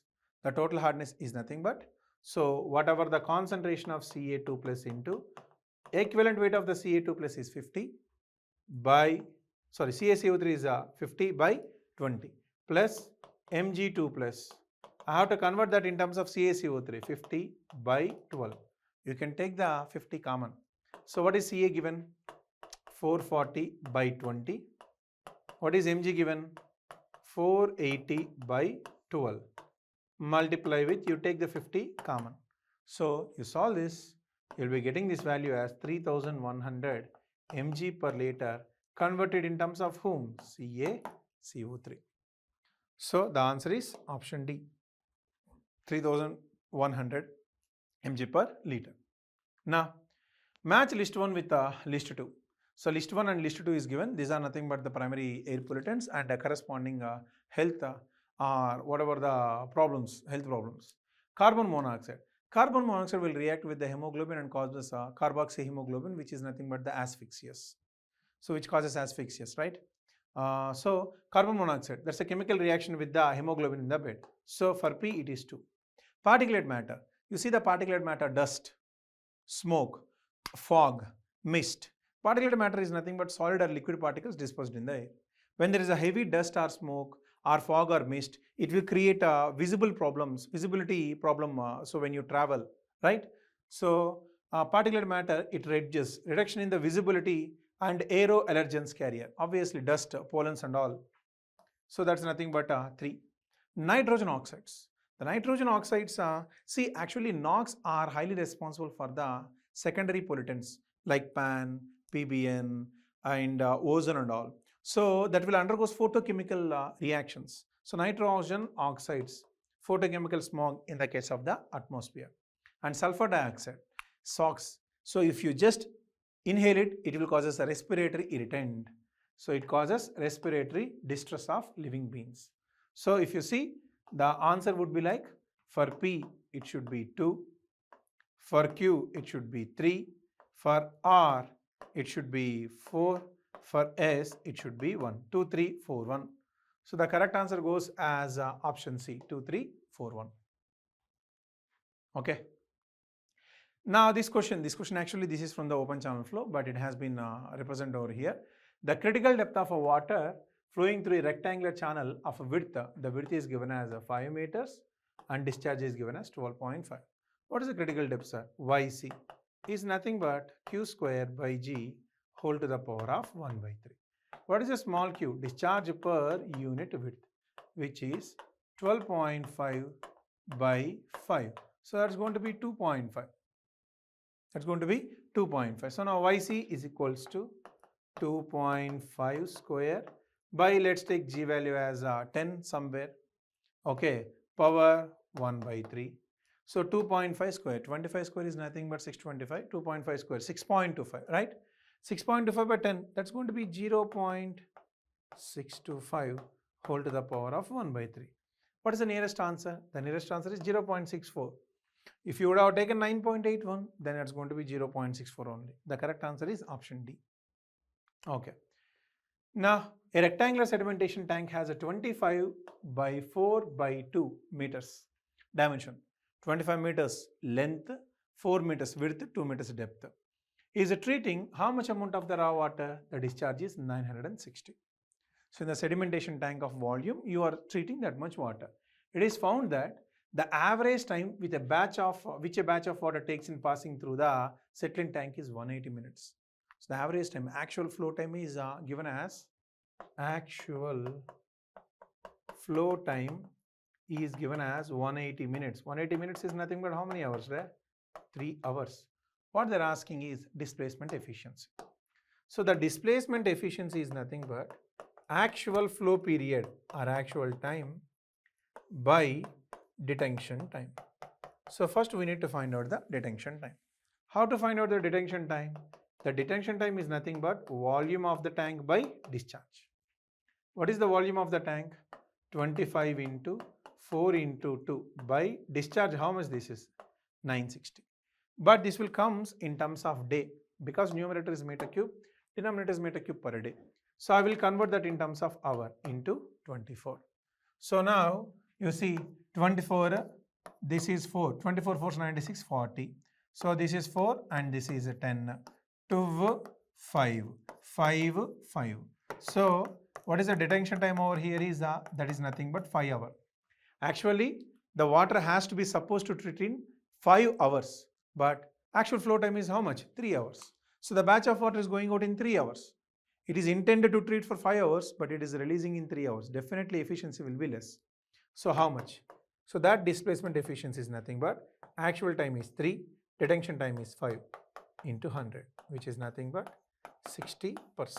So the answer is option B, 60%. So that's about the questions from environmental engineering and open channel flow. So with this, we covered about the geotechnical engineering, environmental and open channel flow. So I hope you people have understood and you people have written this mock test very well. And eventually there are some more mock tests which are going to be upcoming and we are going to give the solutions just like this. So stay tuned and prepare for the BARC examination. Wish you all the best. Hello dear students, here I discuss the detailed solutions from RCC subject. Okay, see here, first question, in limit state design method, the moment of resistance for a balanced section using M30 grade, M30 grade concrete and HYSD steel of grade Fe415 is given by mu limit equals to K times BD square. What is the value of K? Good question. My dear, in limit state method, limiting moment of resistance mu limit equals to K times BD square. This K value depends on steel grade, right?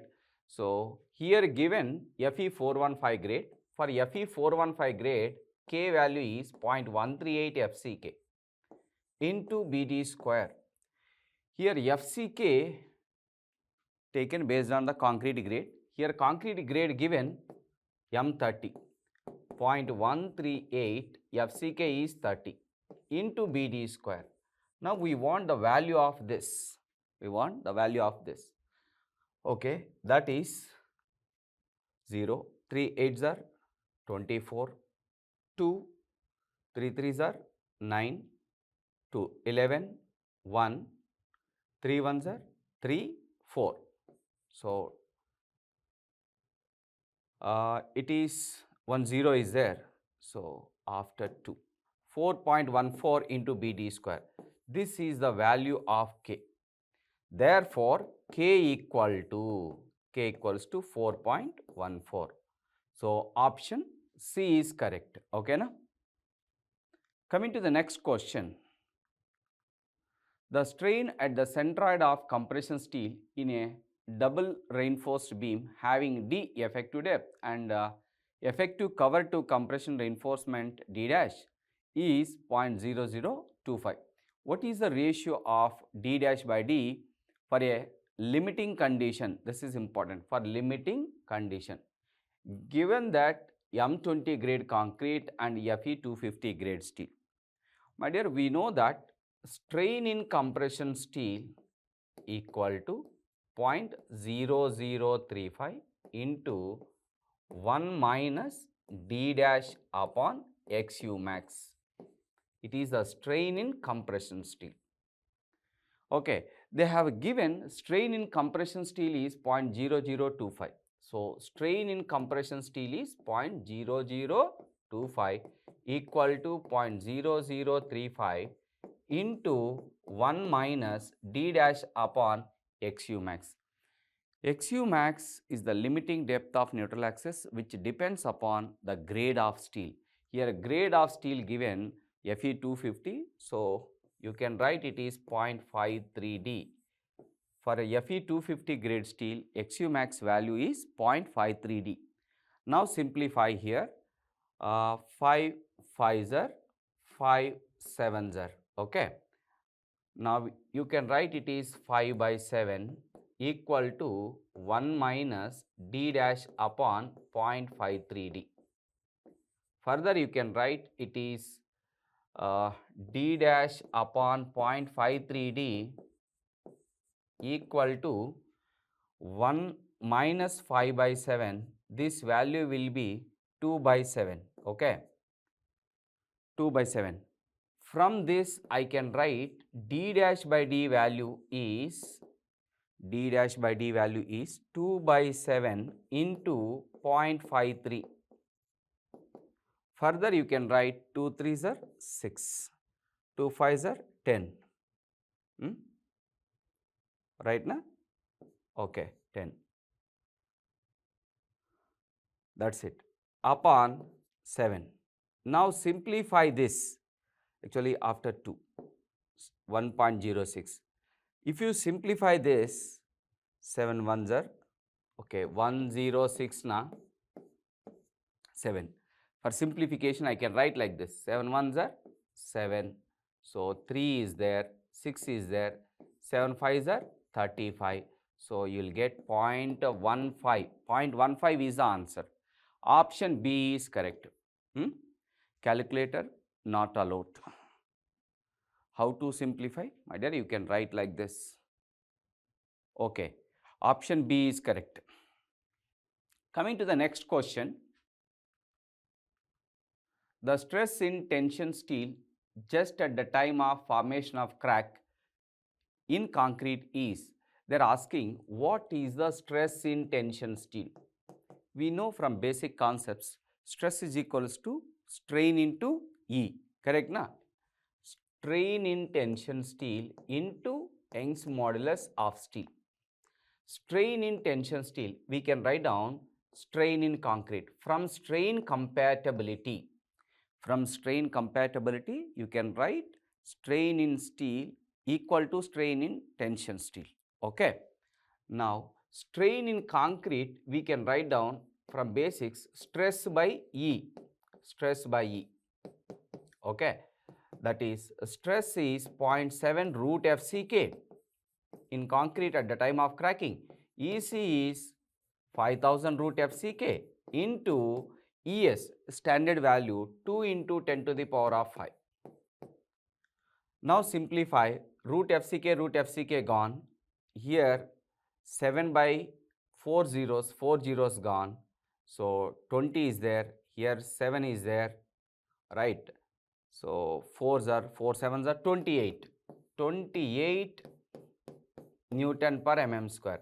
At the time of cracking, what is the available stress in tension steel? It is just 28 Newton per mm square. Option D is correct. Okay. Coming to the next question. A RC slab designed the main steel 10 mm bars at 100 mm spacing. Diameter given 10 mm, spacing given 100 mm. If it is designed into replace 10 mm bars by 12 mm, okay, then the spacing of 12 mm bars should be, my dear, S is directly proportional to phi square. Relationship between the spacing and diameter.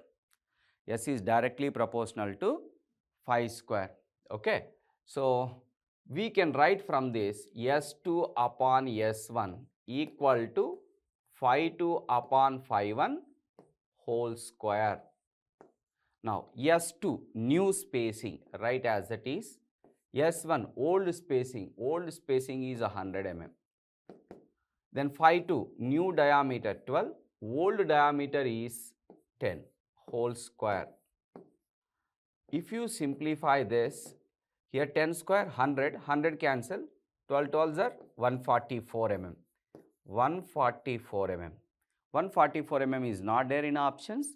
Then choose always spacing lesser side. Lesser means make it round off to 140 mm center to center.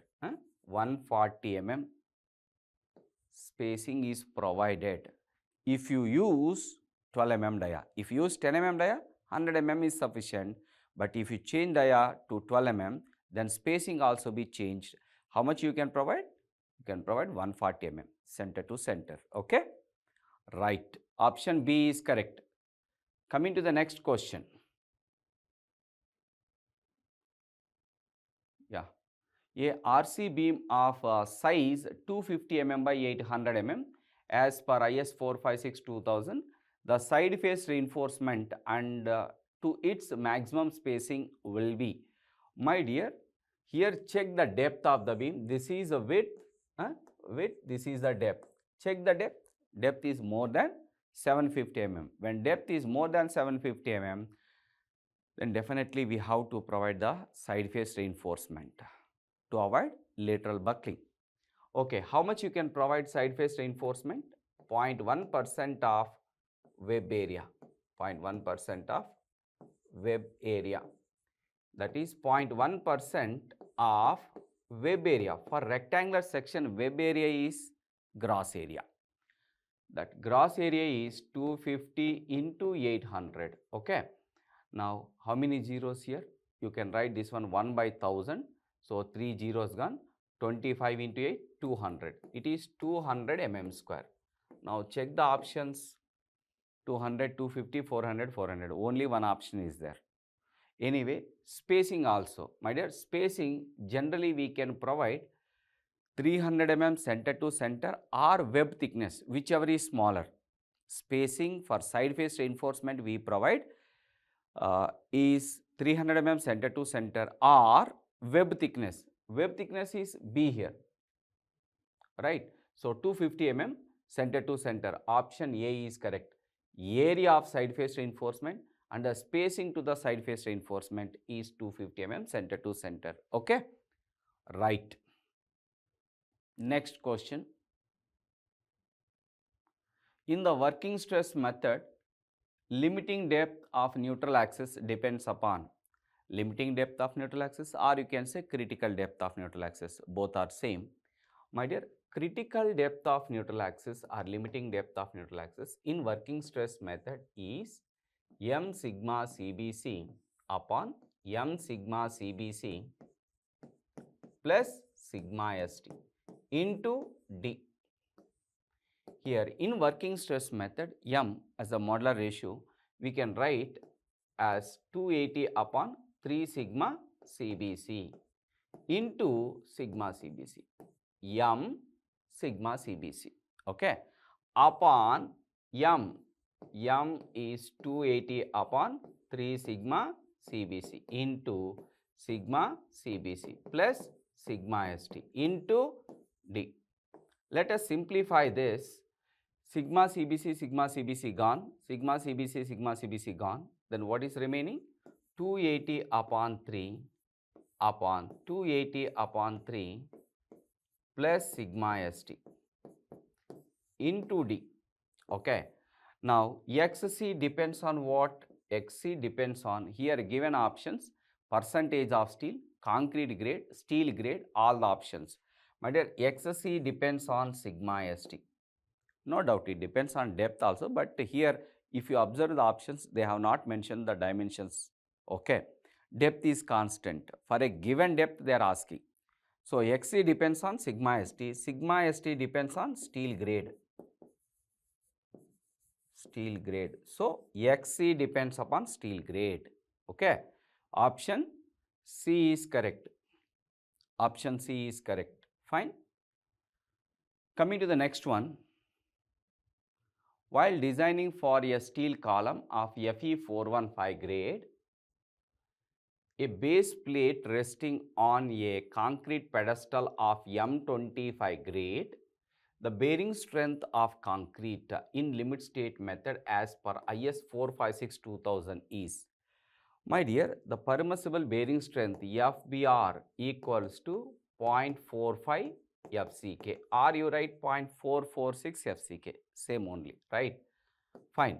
0.45 FCK is here, what is the concrete grade? 25. Okay. Now simplify this. For M25 grade concrete, FCK is 25. Simplify this. 25 5s are 125. 12, 25 4s are 100, 112, 12, 12. 11.25 Newton per mm square. 11.25 Newton per mm square. Permissible bearing strength of concrete. Okay. Next one. For a 20-storied RC framed building, the fundamental period of vibration is, there is an empirical formula to find out fundamental period of vibration, that is 0.1 times n, where n is number of stories. Number of stories. Here number of stories is given 20. So n is 20. 0.1 into 20. You will get 2 seconds, right? You will get 2 seconds. Fundamental period of vibration for a 20-storied building will be 2 seconds. Okay. Next one.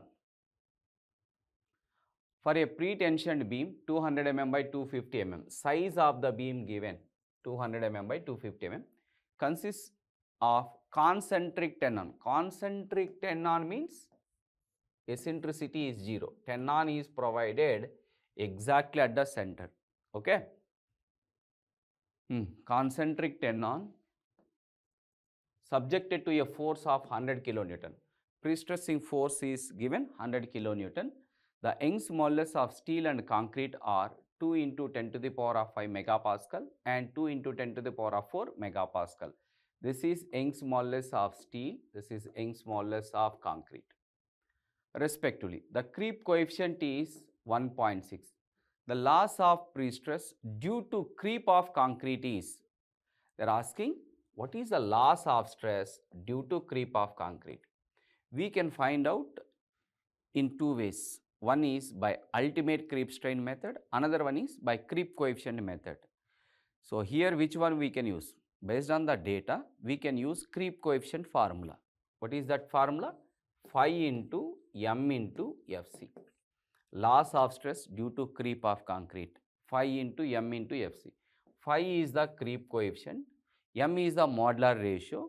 Modular ratio we write in pre-stressed concrete is Es upon Ec. Into Fc is P, pre-stressing force, A, gross cross-sectional area of the section. Okay, where phi is 1.6 into Es is 2 into 10 to the power of 5, Ec is 2 into 10 to the power of 4, into pre-stressing force is 100 kilonewton, we can write in Newton, upon size of the beam is 200 by 250. Now simplify this, 2 cancel, 10 to the power of 4, 10 to the power of 4 cancel, then 100 ones are, 100 twos are, then 2 into 250, 500, 500 into 500 twice, okay, then 20, 1.6, 2, 16 into 2, 32, 32 Newton per mm square is the loss. Due to creep of concrete alone, the loss of stress is 32 Newton per mm square. Here options given A, B, C, D. B, 32 Newton per mm square. Okay, right. Next one. The design depth of column footing is governed by given 3 conditions: one-way shear force, punching shear force, maximum bending moment. Which of these statements are true? True. My dear, to decide the design depth of footing, we need maximum bending moment, one-way shear force, and punching shear force, or two-way shear force. Punching shear force. From this we get depth, from this we get depth, from this one also we get depth. Finally, we can choose maximum of the 3 depths. You will get certain depth to satisfy maximum bending moment. We will get certain depth to satisfy one-way shear. Similarly, we get a certain depth to satisfy two-way shear. Finally, which depth you can choose, you can adopt maximum of above the 3. So, 1, 2, 3 are correct. Option D. Design depth of footing depends upon maximum bending moment, one-way shear force as well as punching shear force or two-way shear force you can say. Right? Fine. Yeah, these are the questions. I hope you understand the detailed solutions, right? Okay, ma. Hi everyone, my name is Mallikarjun.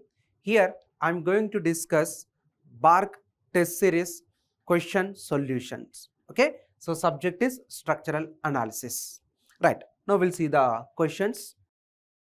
First question, so very basics questions, direct questions only. Okay, distribution factor for cantilever beam. Okay, students, for cantilever beam, this is a free end, right? So for free end, stiffness value is 0, right? Okay, if the stiffness is 0, generally what is the distribution factor formula? Relative stiffness by total stiffness only, right? Then stiffness is 0, then distribution factor also 0. Okay, then option B is correct. Next, second question. To transform an indeterminate frame with a degree of indeterminacy R. Okay, indeterminacy R, nothing but this is given ds. I followed notation ds. So in place of ds, is given notation R into a determinate 1, the number of plastic hinges required. Okay, it means we have to convert a indeterminate structure into determinate structure. Okay, then number of plastic hinges required. Students, for example,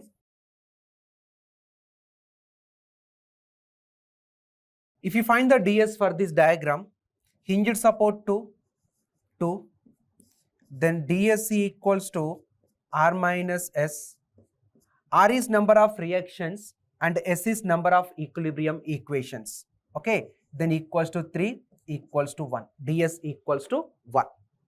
So dse and dsi formula 3c, where c is a number of closed boxes. How many closed boxes? 0. Okay, then what is the ds value? Equals to 1. Now this is indeterminate structure. Okay, indeterminate structure. Now I want to convert into statically determinate structure without changing supports. Without changing support, same diagram. Okay, same diagram. How to convert into statically determinate structure. Okay, so how many redundant forces are there? One redundant force, right? If I remove this one redundant, then it will become statically determinate structure. If I remove this redundant, then how to remove this redundant? Provide one hinge. If you provide one hinge, then force release is equals to m minus 1, right? Then here how many members are meeting? 2. So 2 minus 1, 1. Then if you find the ds, you will get 0. So here dse plus dsi minus force releases, right? Okay, so dse we got 1, dsi 0 and force releases 1 equals to 0. Now this is statically determinate structure. Okay, statically determinate structure. If you want to convert into mechanism, same diagram. Mechanism also called unstable structure, right? Then if I provide ds hinges, okay, if I provide ds hinges, it will become statically determinate structure. If I provide one extra hinge, then you will get the ds value minus 1. Okay, then it is mechanism, also called unstable structure, right? Then from this, students, if I provide DS hinges, okay, if I provide DS hinges, it will become determinate structure. Okay, if I provide DS hinges, it will become determinate structure. If I provide one extra hinge, that is DS plus 1, then this is the mechanism. But what he asked in the question? To transform an indeterminate frame with a degree of indeterminacy R into a determinate one, the number of plastic hinges required, okay, that is equals to DS only, right? That is equals to R. Then option C is correct. But in the question, if we mention to form a mechanism, okay, to form a mechanism, then how many plastic hinges are required? DS plus 1. Okay, so in place of DS, he followed notation R. R. Okay, so mechanism R plus 1, but determinate structure only R hinges are required. Okay, please note down.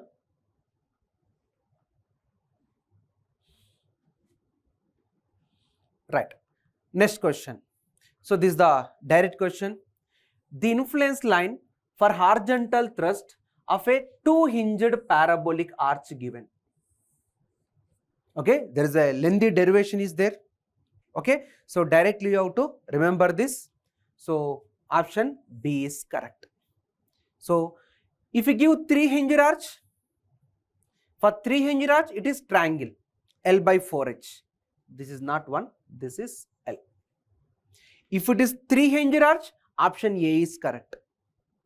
And for two-hinged arch, option B is correct. In the question clearly mentioned two-hinged parabolic arch. Right. Next question. The static indeterminacy of the structure shown below is. So you asking to find the static indeterminacy. So DSC equals to R minus S, where R is number of reactions. Okay. Hinged support 2 reactions, fixed support 3 reactions, fixed support 3 reactions. So free support 0 reactions, right? Then total how many reactions here? 8. And equilibrium equations always 3 equals to 5. And DSI 3C, right? How many closed boxes? Only one closed box is there. Then 3 into 1 equals to 3. There is no internal hinges, then force releases are 0. Then here DS equals to DSE plus DSI. Okay, so what is the value? Equals to 8. Then option D is correct. Okay, right. Next question. Right. The given figure shows a portal frame with loads. Following statements are made with respect to the analysis. Given two statements are given. Column AB carries axial force only. It means as per this statement, shear force is 0, bending moment is 0. It means it is subjected to only axial force. We'll check it. Okay, and bending moment under the 10 kilonewton load is 10 kilonewton meter. Now bending moment at this point. For example, this is a point E. Okay, with reference to the above statement, which of the following applies? Okay, given both the statements are true. Statement 1 is true, but statement 2 is false. Statement 2 is true, but statement 1 is false. And both the statements are false. Okay, so students, first we have to check it, is it determinate structure or indeterminate structure? If it is determinate structure, no need to use any methods like moment distribution method, slow deflection method, etc. Simply by using equilibrium equations, we can analyze this structure. Okay, so first check it, is it determinate or indeterminate structure? Okay, so hinged support, number of reactions are 1. Roller support, number of reactions are 1. For hinged support, it is 2. Then formula, again, ds equals to R minus S. Number of reactions total 3. Equilibrium equations always 3 only. Okay, so equals to 0. Then DSI 3C, how many closed boxes? No closed boxes, 0. Then ds equals to 0. Now this is statically determinate structure. Then students, to analyze the determinate structure, equilibrium equations are sufficient. Right. Here, what is the one reaction? Only vertical reaction RA. Okay. And here two reactions, that is RD and HD. Now first we'll find the support reactions. To find the horizontal reaction, use sigma H equals to 0. Okay, use sigma H equals to 0. All the right forces equals to all the left forces. Okay, then what are the left forces here?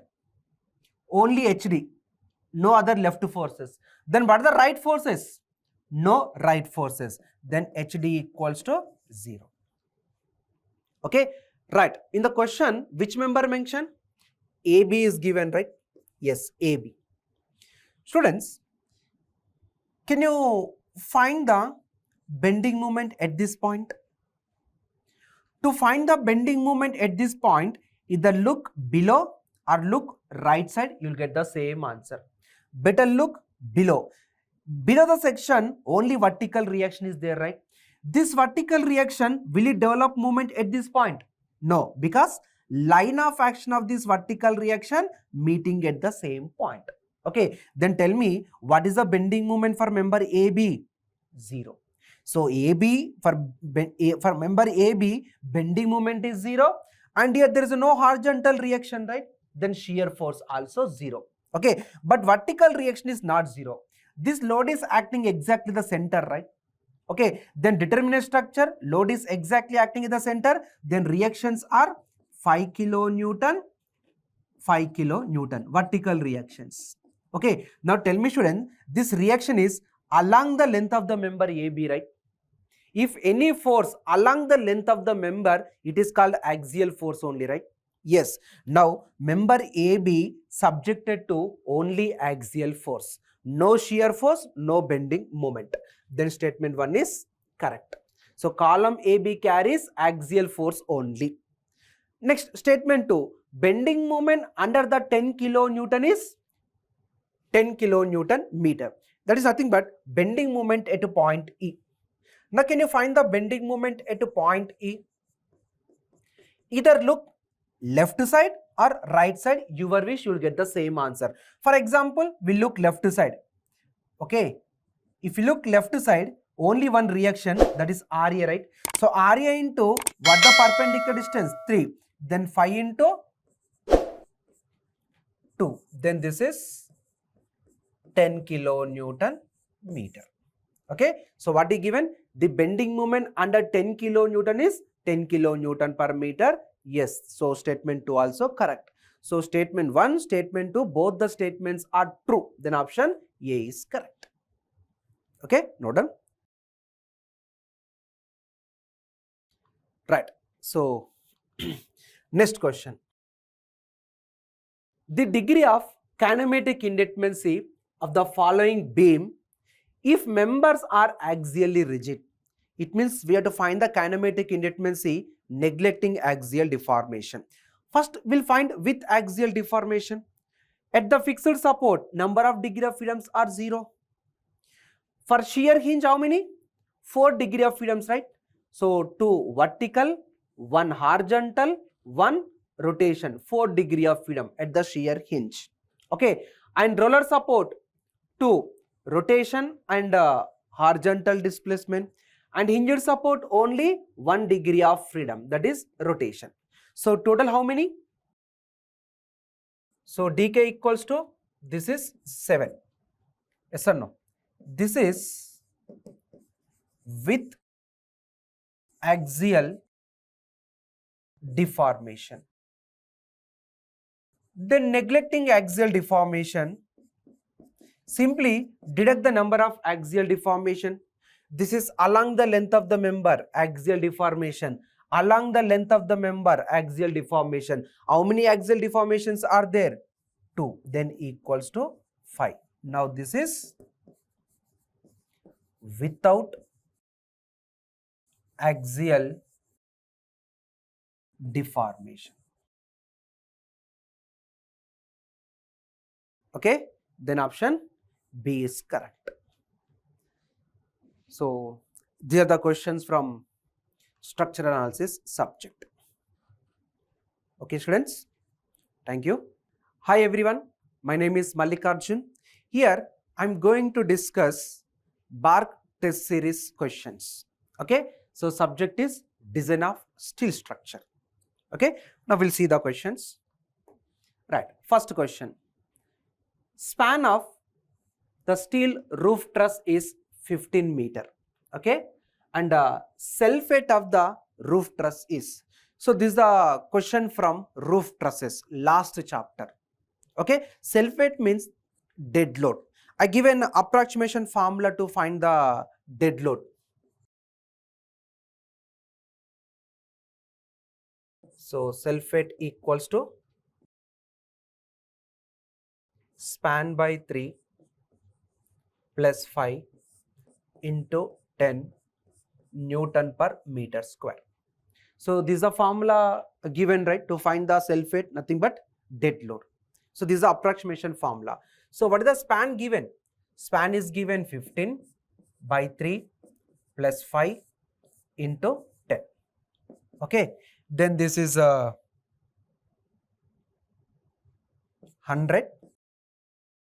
Newton per meter square. Right, then option D is correct. Now this is the first question, very simple question, direct formula. Now second question, the base plate of a column section, okay, Indian standard wide flange beam. Now this is the I section, right? Okay, I section, and this represent total depth, that is H. Okay, and this is the self weight, right? And width is given. So width of the flange is given, I section 250. Okay, and size is given 525 mm by 525 mm. This is the square base plate. And permissible bending stress. Students, whenever if you see the terminology permissible, then it is working stress method. But actually working stress method is outdated. Okay, so you have to study only limit state method. But by mistake this question given in test series. So anyway, I'll give the solution for this. Okay, only formula will change. Okay, working stress method, limit state method, but concepts are same only. Okay, so permissible bending stress in the slab base is given 185 megapascal or Newton per mm square. If the column is subjected to an axial load, that is P value is given, then the thickness of the base plate is. So assume simple base. I given 3 types of base plate: slab base, gusseted base plate, and grillage foundation or footing, right? Now this is the first one, this is the slab base. Okay, so what is the formula to find the thickness? So this is under root of 3W sigma bs a square minus 0.25 b square. Students, remember this is the formula as per WSM, working stress method. I told by mistake it is given. Right, anyway, first we will find the upward pressure W, that is load by area of base plate. Okay, area of base plate. So what is the load given? So load is given in terms of kilonewton, right? So convert into Newton, then multiply with 10 to the power of cube Newton. Then what is the area of base plate is given? This is a square plate only, right? 525 into 525. So for BARC exam, calc is allowed, right? Screen calculator. Okay, so already I solved this one. So I got, this is 3.73 Newton per mm square. Okay, right. So we got the upward pressure, that is intensity. Next, this A is greater projection and B is smaller projection, right? First, we have to draw the top view.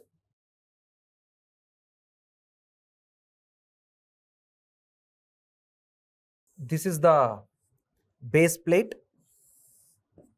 So square base plate is given. This is 525 mm only, right? Yes, 525, 525. 525 mm. And given ISWB, that is I section. Okay, so given I section, just the rough diagram. So this width is given, I think 250, right? Yes, width is given 250 and total depth is given 350. So this is 350. Right. The students, always A is a greater projection and B is smaller projection. For example, if you arrange the I section vertical, or if you rotate and if you arrange the I section like this, you will get the same answer. Okay. For example, just I'll arrange the I section like this.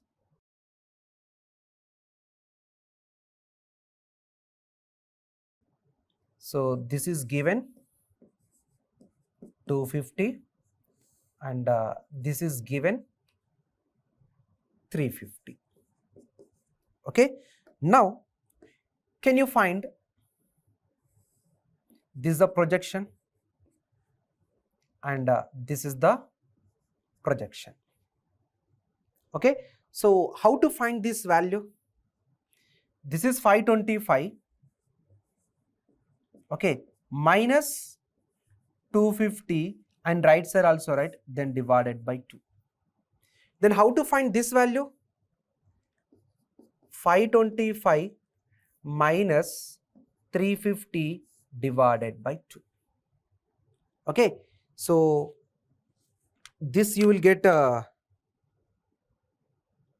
this value is you will get 137.5 mm. And this value you will get 87.5 mm. Right. Now which value is greater? So this is greater, right? Then greater is A and smaller is B. In case if this value is greater, then this is A and this is B. So in the formula always A is greater projection and B is smaller projection. Okay. Just substitute in the formula, you will get the thickness. So this is 3 into, and what is the W we got? W we got 3.73. So 3.73 divided by, what is the bending stress is given? That is bearing permissible bending stress. It is given 185. 185. Then what is the value of A? Here A is 137.5 square and 0.25 into what is B? 87.5 square. Okay, then solve this. I got this value is 32.06.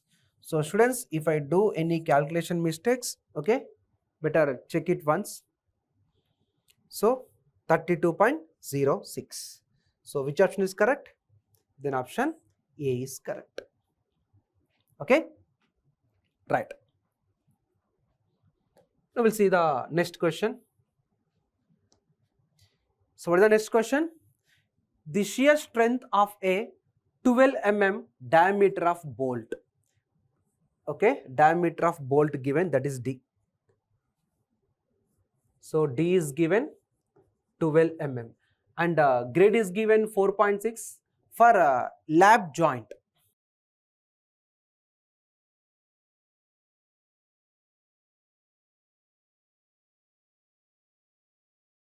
So this is the lap joint. Okay, so students, is it full threaded bolt or partially, it didn't mention in the question. If you won't mention the question, always will assume it is full threaded bolt only. Always. Okay, then this is the shear plane, right? Okay, shear plane.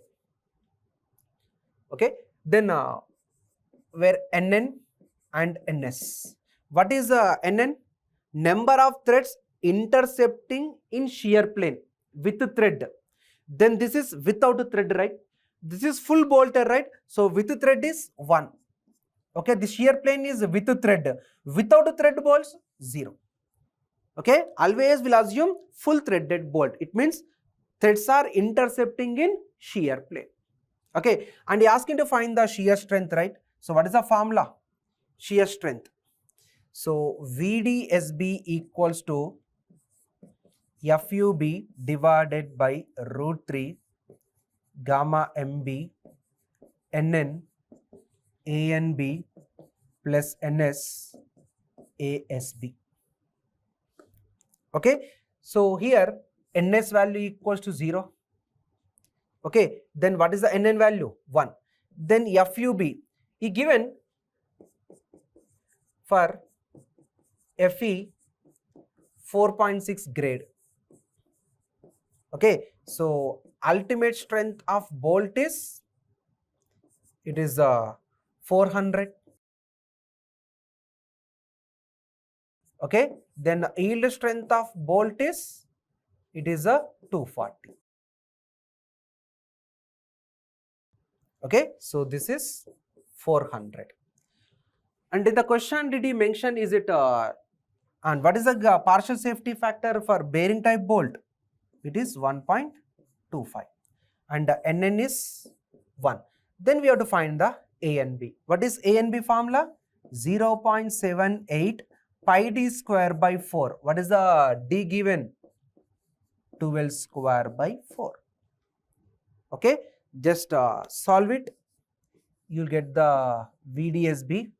So I got this value is 16.29 into 10 to the power of cube Newton.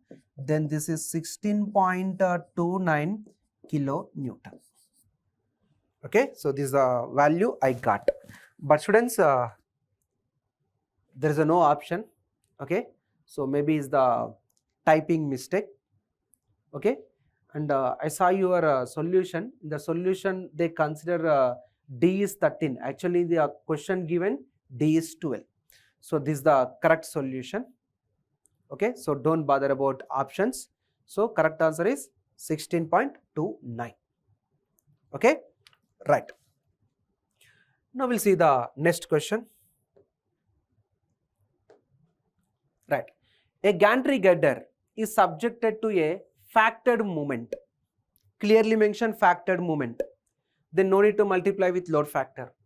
Due to static wheel load of 40 kilonewton meter by an electrically operated overhead traveling crane, then this is EOT given.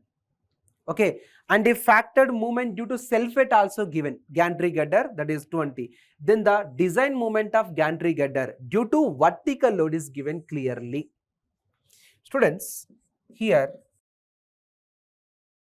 design moment equals to factored moment due to, okay, factored moment due to static wheel load. Due to static wheel load, this is given. Okay, and students, then moment due to impact load also we have to consider. Impact moment due to impact load, this is the additional load. And one more is given, self weight. Next, moment due to self weight. Right. In the question, this is given 400 and self-weight moment is given 20. Then how to know the moment due to impact load? Additional, this is given in IS 800 2007 code book. Okay, and for vertical load, okay, if it is EOT, this is 25%. For vertical loads, okay, this is 25% of static wheel load. Okay, 25% of static wheel load. Okay, then here 400 plus 2.5.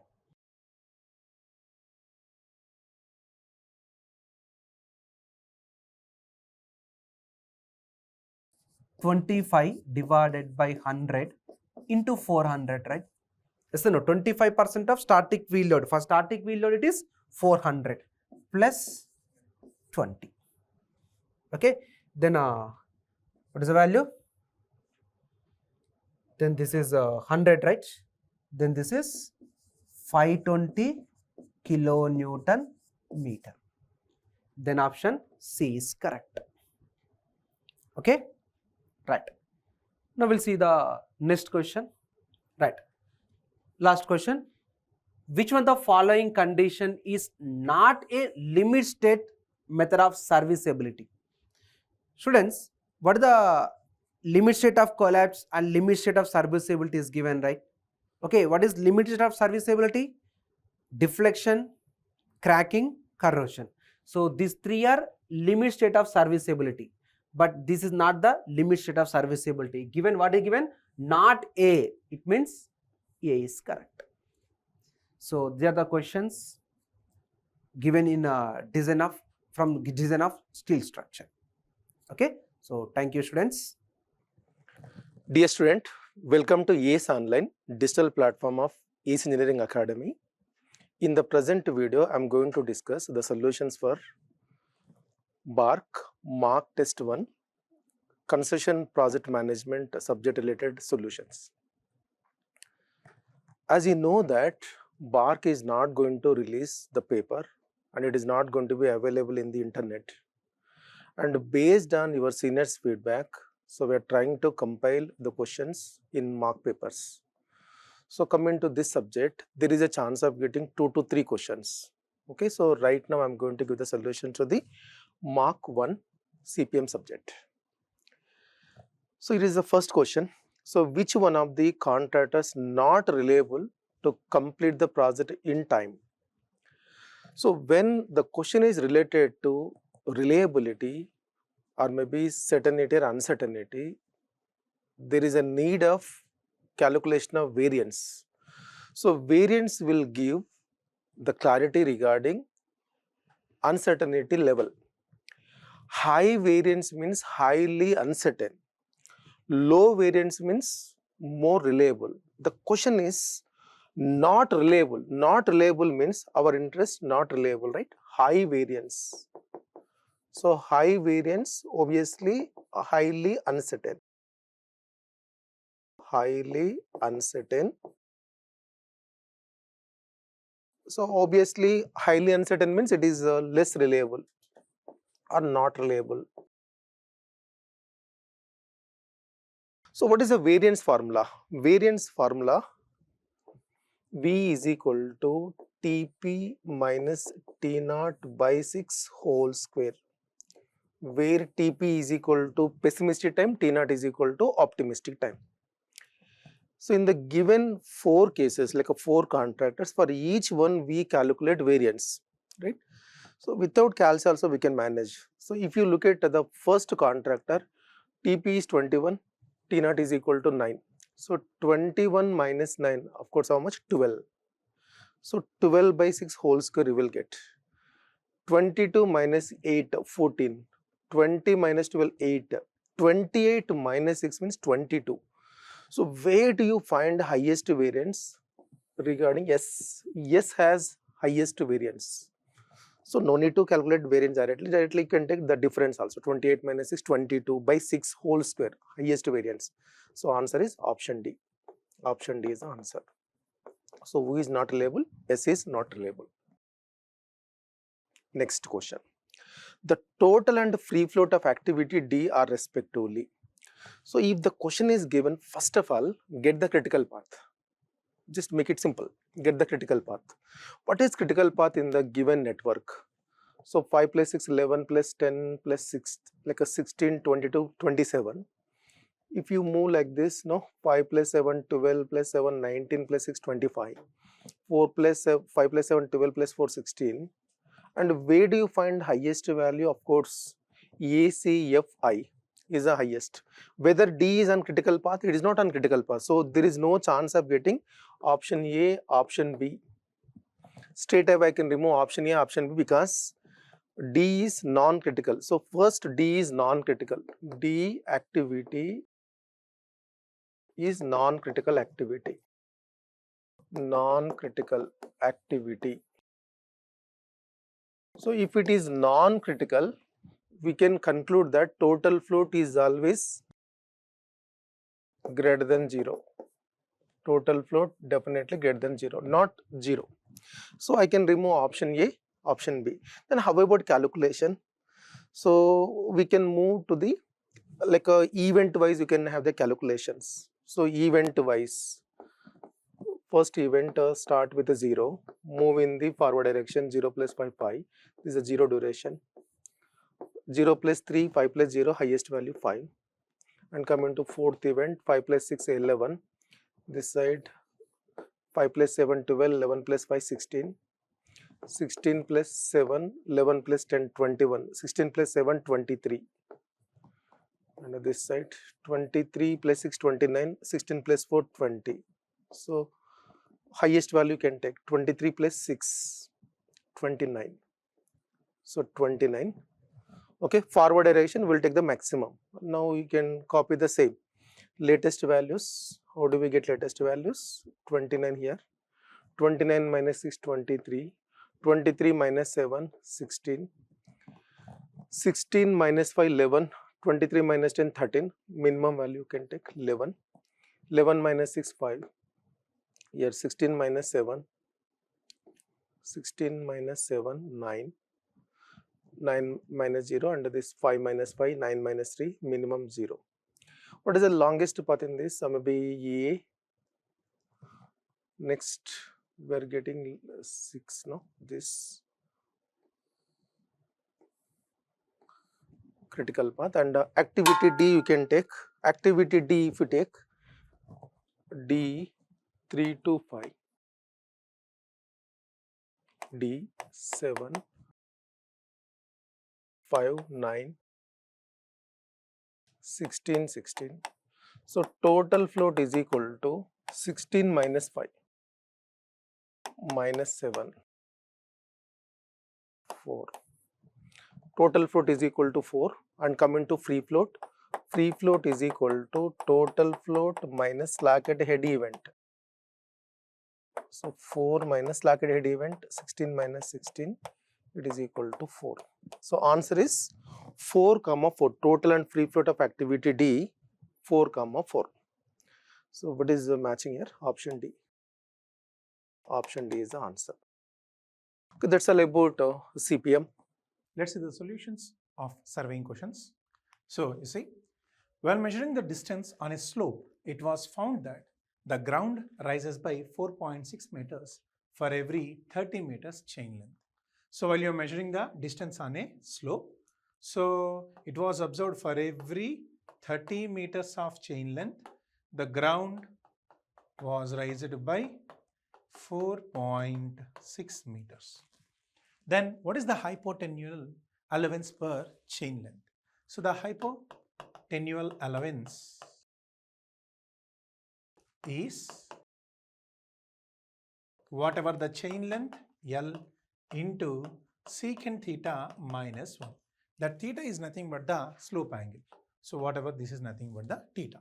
As you know the chain length and rise, from this I can write down sine theta, which is opposite 4.6 by hypotenuse is 30. So if you solve, this theta will be like sine inverse of 4.6 by 30. So that gives us a value of 8.82 degrees. Okay. So now once you know the value of 8.82 degrees, where L is nothing but the chain length, so that hypotenuse allowance is nothing but 30 into secant 8.82 minus 1. So if you solve it, you will end up with the answer as 35.9 centimeters. 35.9 centimeters means you will be getting in terms of 0.359 meters.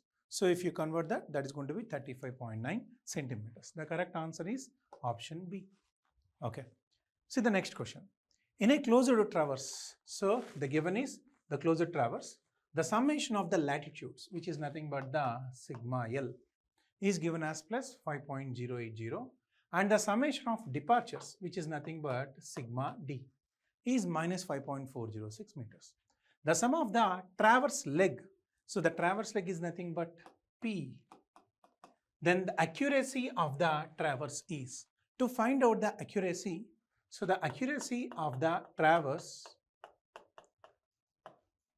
is equals to E by P. So where P is nothing but the sum of the traverse leg and where E is the resultant of the latitudes and departures.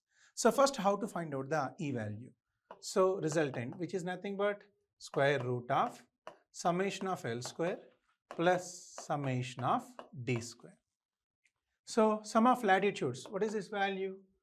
5.08 whole square plus departure minus 5.406 whole square.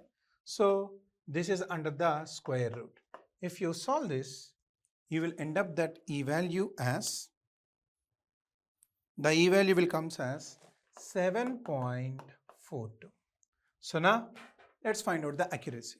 So the E value is 7.42 by P value is 2052.5.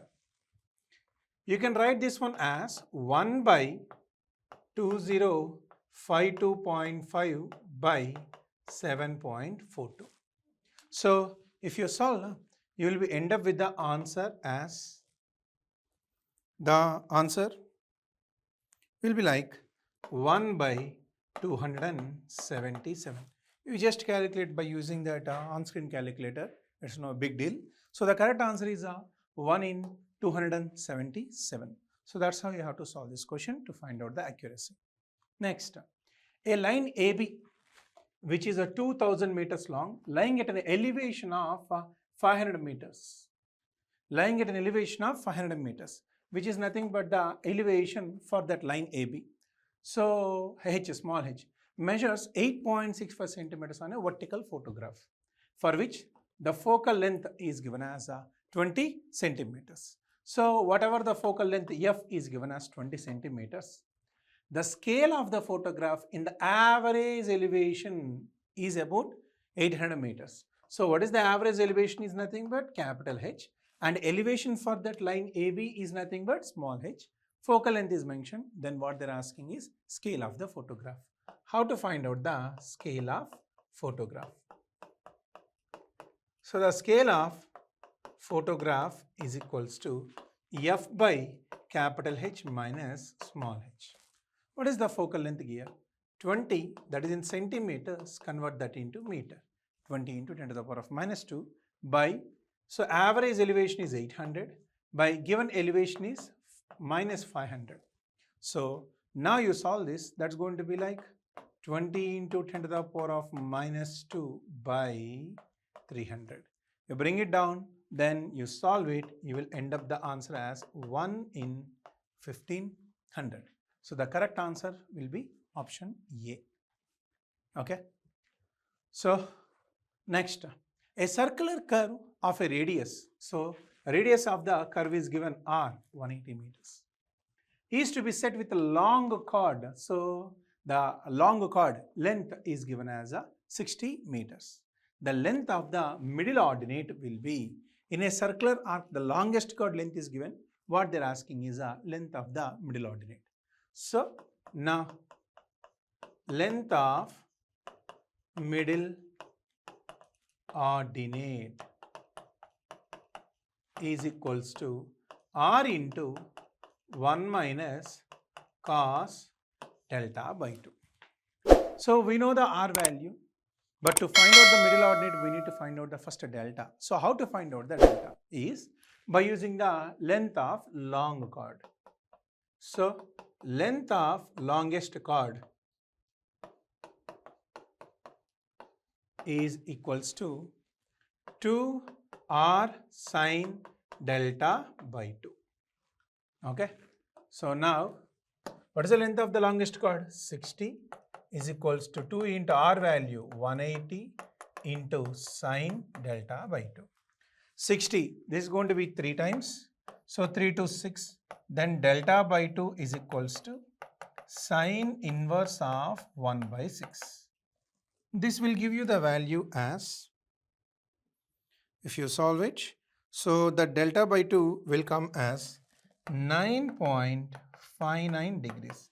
Directly I am finding the delta by 2 value so that I can substitute directly over here. So what is the R value given? 180 into 1 minus cos 9.59 degrees. So then what is the length of the middle ordinate is, you solve it, you will be end up with the answer as 2.52 meters. So the correct answer will be 2.52 meters. Okay. So that's about just direct formulas only. You can substitute and you can find it out. Now, an external focusing theodolite with a stadia hair 2 mm. So the stadia hair is given as a 2 mm, which is nothing but I value apart, and an object glass of 15 centimeter focal length. So focal length is given as 15 centimeter. Is used as a tachometer of. The object glass is fixed at a distance of 25 centimeters. So the distance is 25 centimeters, focal length is 15 centimeters. From the turn-on axis, the distance formula would be. So what is the distance formula is? Usually D is equals to Ks plus C. So how to find out this K and C? The K is nothing but it's a ratio of focal distance by stadia hair apart distance. F by I. So that's a constant. So F is equals to 15 centimeters. But stadia hair, the distance is nothing but I value is a 2 mm, right? So that is a 2 into centimeter, 2 into 10 to the power of minus 1. So which will like 150 by 2. So the K value will be like 75. Stop. There itself you will get down the answer. So 75 is, right? Substitute the K value as 75, man. Out of all the options, the only option with the 75 is option C. You don't need to find out the C value. Direct answer is option C. But let's see how to find out the C value. C value is a summation of the focal distance and the distance between that object glass, fixed distance from the turn-on axis, which is nothing but F plus D. So what is F value here? 15 plus D value 25, that is 40 centimeters. But you convert that into meters, that's going to be 0.4, right? Now add both. So D value is equals to K 75S plus C value as 0.4. The correct answer is option C. Next, what is the difference in the levels between a point A and B if the curvature and refraction effects are also taken into the account in the following case? So the level is set up over A and the staff held at the B. So level is set up over A and the staff is at the B. So they have given the RL of A as a 150. So the level is at the step over at the A with a RL value of 150. And height of instrument at A is how much? 1. Reading of the staff at B is nothing but 1.7. At A the reading is 1, at B it is 1.7. If A and B are at same level, then the readings also same. But now if there is a level difference, definitely. So at B, the staff reading is 1.7. I can see more value, which means B should be at the lower level. If B is at the lower level, now A is 1 meter. If B is at the lower level, then the staff reading will be more. So if you observe, the reading at the staff B is more than A, which means B is at a lower level than A. B is at a lower level than A. So if this is A, and then this is going to be the B. So the RL of A is given as how much? 150. Then what is RL of B? Obviously, the RL of B will be less than 150. Point number 1 to be noted. So the reading at A is 1, reading at B is 1.7. Whenever the reading is more, then that station will be at the lower level, right? So now, what they're asking is, what is the difference in the levels between the point A and B if curvature and refraction effects are taken into the account in the following case. So now with the RL value, what is that RL value? The RL value they're asking is at a B. At a B, the RL value, so it has to be asked as this question has to be what is the RL at the B. So this should be less than 150, right? Now, first of all, I can eliminate option A and option B. That's about the option C and D. So to get down the differences, they are also asking curvature and refraction effects are also taken into the account. So when you consider the curvature and refraction effects, so that the correction will be like minus 0.0673 d square. What is this d, sir?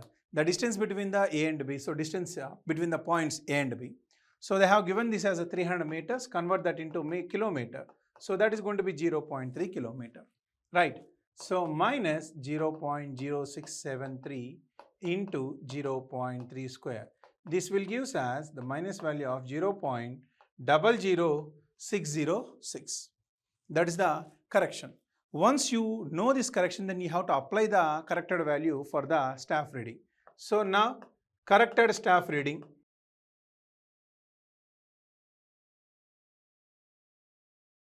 at B is 1.7 minus 0.00606. So if you see, then that value would be like 1.694 meters. So what is the corrected staff reading at B? At B, the corrected staff reading is 1.694. But at A, what is the staff reading? At A, it is 1. So what they're asking is the difference in the levels, right? So now, difference in the levels. Difference in levels, which is like 1.694 minus 1. This is 0.694 meters. So the level difference between the A and B is 0.694 meters. But what about the RL, sir? As B is at the lower level, so RL at B will be like 150 minus the difference, right? So whatever the difference, this difference we got as 0.694. So 150 minus 0.694, that gives you value of 149.3006 meters. Without doing the corrections also, you can directly say the answer. Why, sir? Sir, A and B, the difference between the A and B is 0.7. And you know B is at the lower level. So RL of A is more, then RL of B is less. How much? It should be less than 0.7, I mean approximately. 150 minus 0.7, that is going to be 149.3. The only option that is there is option D only, right? So these are the questions from the surveying. So that's all from the surveying topic. You see the next problem. By applying the elementary transformations, R2 interchanged R3, R2 and R3 interchanged, and second row R2 multiplied with 1 by 2. Okay. On a matrix capital A, the transformed matrix, this is a transformed matrix. Transformed matrix, after these two operations, transformed matrix given. Using this, we have to find the determinant of a original matrix. Before these operations, what is that matrix? Its determinant you have to find. Okay, do one thing, no problem. Here, it is a triangular matrix, you see, transformed matrix, this is not A.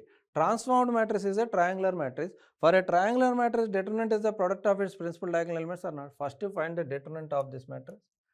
Determinant of, I am writing like this for more clarity. Det of transformed matrix. Determinant of transformed matrix is nothing but Since it is a triangular matrix, what it is? Product of principal diagonal elements 2 into 1 into 3 into 1, that is 6. But this is transformed matrix determinant. But before this, two operations we did. What is the first operation? R2 and R3 interchange, swapped. If any properties of determinant you can use. If you interchange any two rows or columns, value of the determinant is same, but there is a change in sign or not. So R2, so after that we have to change now determinant of A. Directly determinant of A I am finding. Det A is equal to original matrix, that is transformed matrix determinant 6 in the sense, because of this operation it would be minus 6. Okay, minus 1 into, not only that, already it is 6. And one more operation. Okay, transformed after operation, see, after operating second row with 1 by 2, if after multiplying second row with 1 by 2, this matrix came. So before that operation, what it is it 2 into R2 or not? So that you can multiply with 2. Say this. Transformed matrix determinant is 6. Okay, for this operation it is 2, for this operation it is minus 1. So totally it would be minus 2. Any option? Option C. Is it? Coming to the next problem. If capital A is a non-singular matrix, which of the following is not an eigenvalue? Very clear. Non-singular means what it is? A 5 by 5 is non-singular given. Non-singular means determinant is not equal to 0. That implies if determinant is 0, compulsory one of the eigenvalue is 0. Non-zero determinant means no eigenvalue should be 0. That implies no eigenvalue is 0, non-zero determinant. Why no eigenvalue is 0? Compulsory. Okay, so determinant is nothing but the product of the principal determinant is nothing but the product of the eigenvalue. Product of the eigenvalues means if one of the eigenvalue is 0, determinant will not become a non-zero value. So compulsory, that implies det A not equal to 0 means 0 is not an eigenvalue. If 0 is an eigenvalue, determinant will be 0. 0 is not an, which of the following is not an eigenvalue means options. Is it right or not? Next problem. If f of x is continuous on AB and f of A comma f of B have opposite signs, then directly this is intermediate value theorem statement. What is intermediate value theorem statement?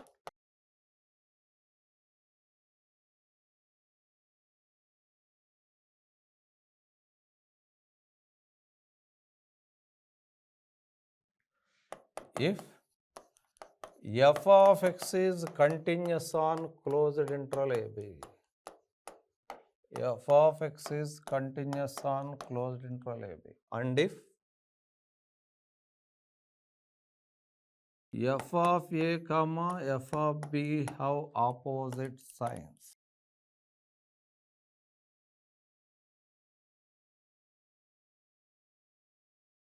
then at least one root or odd number of roots lies between A and B.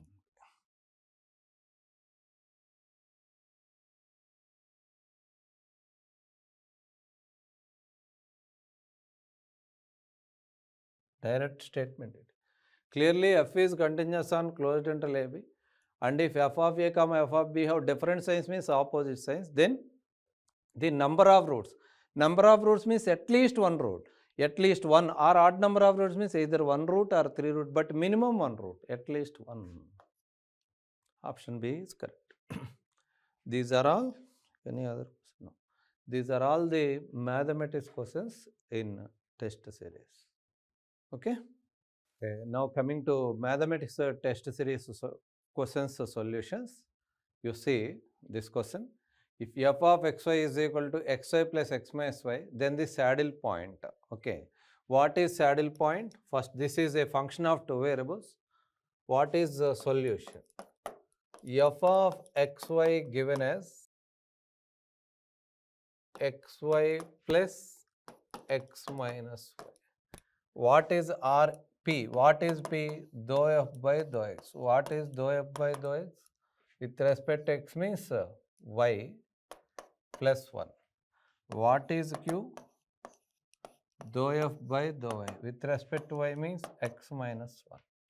Is it? Okay, if I solve P is equal to 0, Q is equal to 0, what it is? P is equal to 0 implies y is equal to minus 1. Q is equal to 0 implies x is equal to 1. So, 1 comma minus 1 is a stationary point. Is it a saddle point or not? How to identify? Yes, RST. What is R? R is dou square f by dou x square or not? With respect to, you can dou f by dou x, one more time you can find the derivative with respect to x, that is 0. What is S? Dou square f by dou x dou y or not? Dou f by dou y with respect to x, that is 1. Okay. So, what is T? Dou square f by dou y square. Dou f by dou y with respect to y, that is 0. So, substitute that 1 comma minus 1 in RST. If I substitute at 1 comma minus 1 RST at 1 comma minus 1. But here there is no xy values to substitute, as it is values you will get. R is equal to 0, S is equal to 1, T also 0. So, what is RT minus S square? RT minus S square is nothing but minus 1 less than 0. If RT minus S square less than 0, the point 1 comma minus 1 is a saddle point or not? That is neither point of maxima nor point of minima. Therefore, 1 comma minus 1 is a saddle point. So, 1 comma minus 1, where it is? Option A correct. Is it right? Next, coming to the next question. Which of the following cannot be the Fourier series expansion of periodic signal? So, already see, Fourier series expansion of the periodic signal means, so function must be periodic. Which of the following cannot be a Fourier series expansion giving in the sense? So, you see, among the following options A, B, C, D, which function is not periodic function you can identify. If the function is not periodic, Fourier series expansion of periodic signal not possible. So, do one thing, one by one I will verify. Now, coming to option A. Option A means here x of t is nothing but 2 cos t plus 3 cos 3t given. In first term, what is the periodic? So, that is A is nothing but, so in first term T1 I will take. Okay, T1 means the periodicity of 2 cos t, periodicity of that 2 cos t, that is nothing but 2 pi by 1 or not here, 2 pi by 1. Okay. Now, what is T2? Periodicity of the second term is nothing but, is it 2 pi by 3 or not? So, you can take the ratio of T1 and T2. What is the ratio of T1 and T2? That is 2 pi by 3. Is it 3? Is it rational number or not?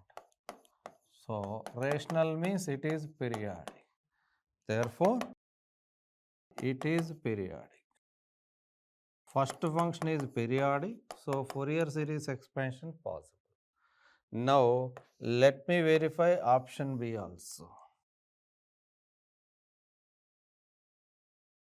In option B, what is, here also two terms are there. In first term, what is the periodicity? 2 pi by pi, means in this term 2 cos pi t term. So, periodicity is 2 pi by pi, that is 2. What is T2? T2 is nothing but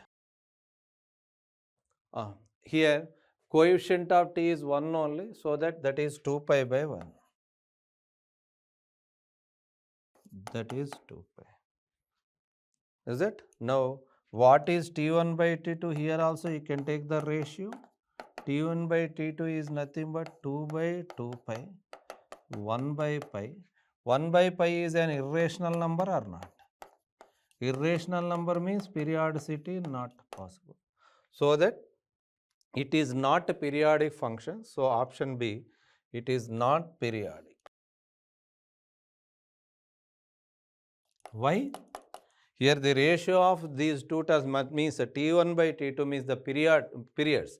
First term period and first term and second term periods ratio we are getting as irrational number. It is irrational in the sense periodicity not possible. So, it is not periodic functions. Sorry, it is not periodic. Which of the following cannot be a Fourier series expansion? Since it is not periodic, it is Fourier series expansion of periodic signal not possible. So, already option B satisfied the condition in sense no need to verify option C and D. Clear? Now, coming to the next problem. Let P of B denote the probability of an event E. P of A is equal to 1, P of B 1 by 2, the values of A by B and B by A. So, solution. One hint given, P of A is equal to 1 means probability is 1, it is possible for sample space only or not? Okay. P of A is equal to 1 implies A must be a sample space here. A must be a sample space. If A is a sample space, every event is a subset of the sample space only or not? So, whenever A is S, so this is nothing but A. So, A is a sample space means every event must be a part of that A, that is a subset of A. Clearly, B is a subset of A. If B is a subset of A, what is A intersection B? What is A intersection B? A intersection B is nothing but a common portion, that is B only. So, what is P of A intersection B? That is P of B only. What is P of B value? Already it was given as 1 by 2 or not? Yes. Now, you see the question, actually this is the data. Values of P of A by T, A by B. Therefore, what it is? First P of A by B. By the conditional probability definition, what is P of A by B? P of A intersection B by P. But what is P of A intersection B already? Is it 1 by 2 or not? P of B is also 1 by 2. 1. Understood? Since P of A is equal to 1, A is nothing but a sample space. A acts as a sample space. Every event is a subset of a sample space. So, whenever B is a subset of A, intersection B is equal to B. So, P of A intersection B is equal to P of B, that is 1 by 2. Similarly, so P of A by B is 1. Similarly, what is P of B by A? Same logic you can apply even for this also. P of A intersection B by P of B. What it is? 1 by 2 by 1, 1 by 1 comma 1 by 2 are correct answers. 1 comma 1 by 2 means option D or not. Okay? Like this way. Now coming to the next problem. The function f of z is equal to 1 minus cos z by z square has a pole of order 2 removable singularity. Directly you just expand because cos z expansion already you know. F of z is nothing but 1 minus cos z by z square. So what it is?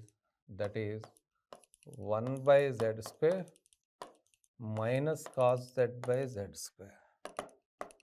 1 by z square minus of what is cos z expansion? 1 minus z square by 2 plus z power 4 by 4 minus z power 6 by 6. 1 minus z square by 2 factor, z power 4 by 4 factor. Factorial is missing.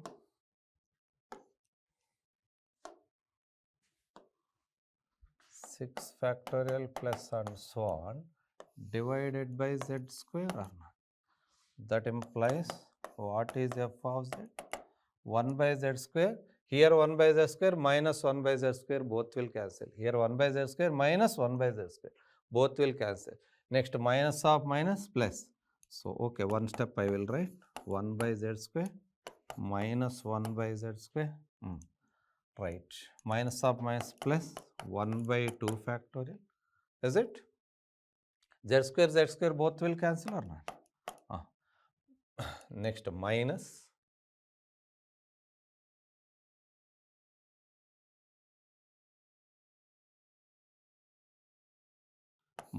z square by 4 factorial plus z power 4 by 6 factorial, because one z square will cancel or not? Minus and so on. Okay, 1 by z square and 1 by z square both will cancel. Is it? 1 by z square and 1 by z square both will cancel. Remaining is nothing but, what is f of z? F of z is nothing but 1 by 2 factorial minus z square by 4 factorial plus z power 4 by 6 factorial minus and so on. So here there is no z in denominator, all z's are in numerator only.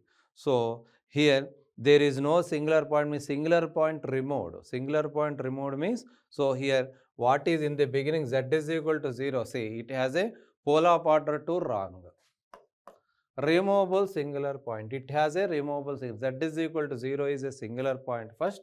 Okay, but that singular point removed, so this is a removable singular point. Z is equal to 0 is removable singular. Clear? Next problem. Option B correct for this. A bag has 6 red balls and 3 green balls. The probability that drawing a red ball on second draw from a bag without replacing the marble from the marble, see, actually print mistake, it is ball. Ball from the first draw. Okay, means first time what you have drawn, that ball is not replaced. Okay, so second time what you are drawing, okay, see, first one ball you have drawn, see this, a bag contains 6 red and 3 green balls. Solution, I will write. There is a bag. Within this bag, how many red balls are there? 6 red balls, 3 green balls. Total how many balls? Total 9 balls are there. You see this. The probability of drawing a red ball on the second draw from a bag without replacing the ball from the first draw means, what is the exact meaning of that sentence? See, the probability of drawing a red ball from the second draw.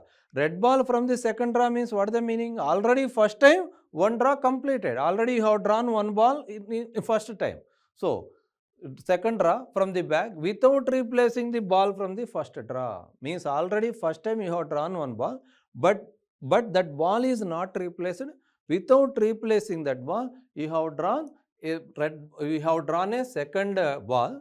The probability that it would be red ball. Second time what you have drawn, it must be red. Is it? So for second time what you have drawn, it must be red. In sense, first ball we are not giving any condition. First ball may be red ball or may be green ball. Two options are there for first ball. Direct answer I will try to write. P of second ball is red. P of second ball is red. I will write like that. Second ball is red. Is nothing but P of first ball red. Second red is mandatory. First time may be red or may be green. First time red and second time red. R means plus operation. Maybe first time green and second time red, because second time red is mandatory. Here red and red combination. Okay, first time red and second time red in the sense. So P of R into R. This is nothing but, so red ball. What was it? Total how many balls? This is 9 balls. First time what you are drawing? First ball I am drawing from the 9 balls. So any one ball among 9 balls. Denominator 9. First time red ball. How many red balls are there? 6. You are not replacing, so that for the second one 8 remains. First time already red ball here we have drawn, even second time also red inches. One red ball already drawn means remaining 5 is nothing but a numerator. Now here also denominator 9. How many green balls are there? 3 into denominator here 8 second time. Second time you are drawing red ball, not green ball. So how many red balls remain? 6. What it is? That is nothing but 6 into 5, 30 plus 3 into 6, 18 by 72. 48 by 72. 24 will cancel 2 times 3. 2 by 3 or not? Answer 2 by 3. Is it? Next problem.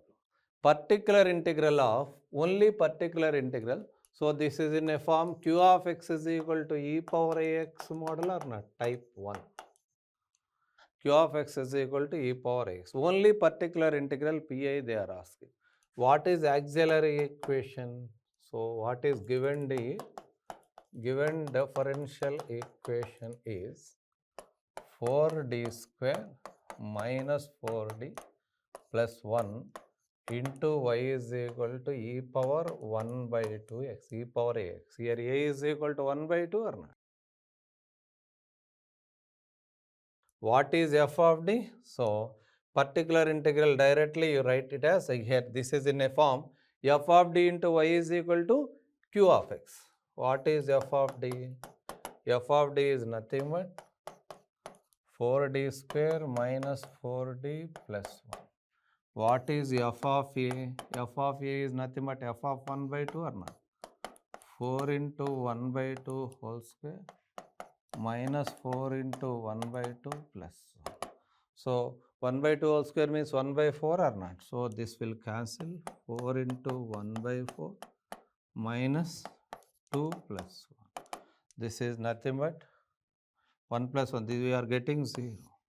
If f of a is equal to 0, we have to go for the first derivative or not? What is f dash of d? F dash of d is nothing but find its derivative. 8d minus 4. 8d minus 4. Is it right or not? 8d minus 4. Now f dash of a you can find again. F dash of a means what you are getting? Again you are getting 0. F dash of a also 0. Means f dash of 1 by 2. If I substitute, okay, I will write that step also.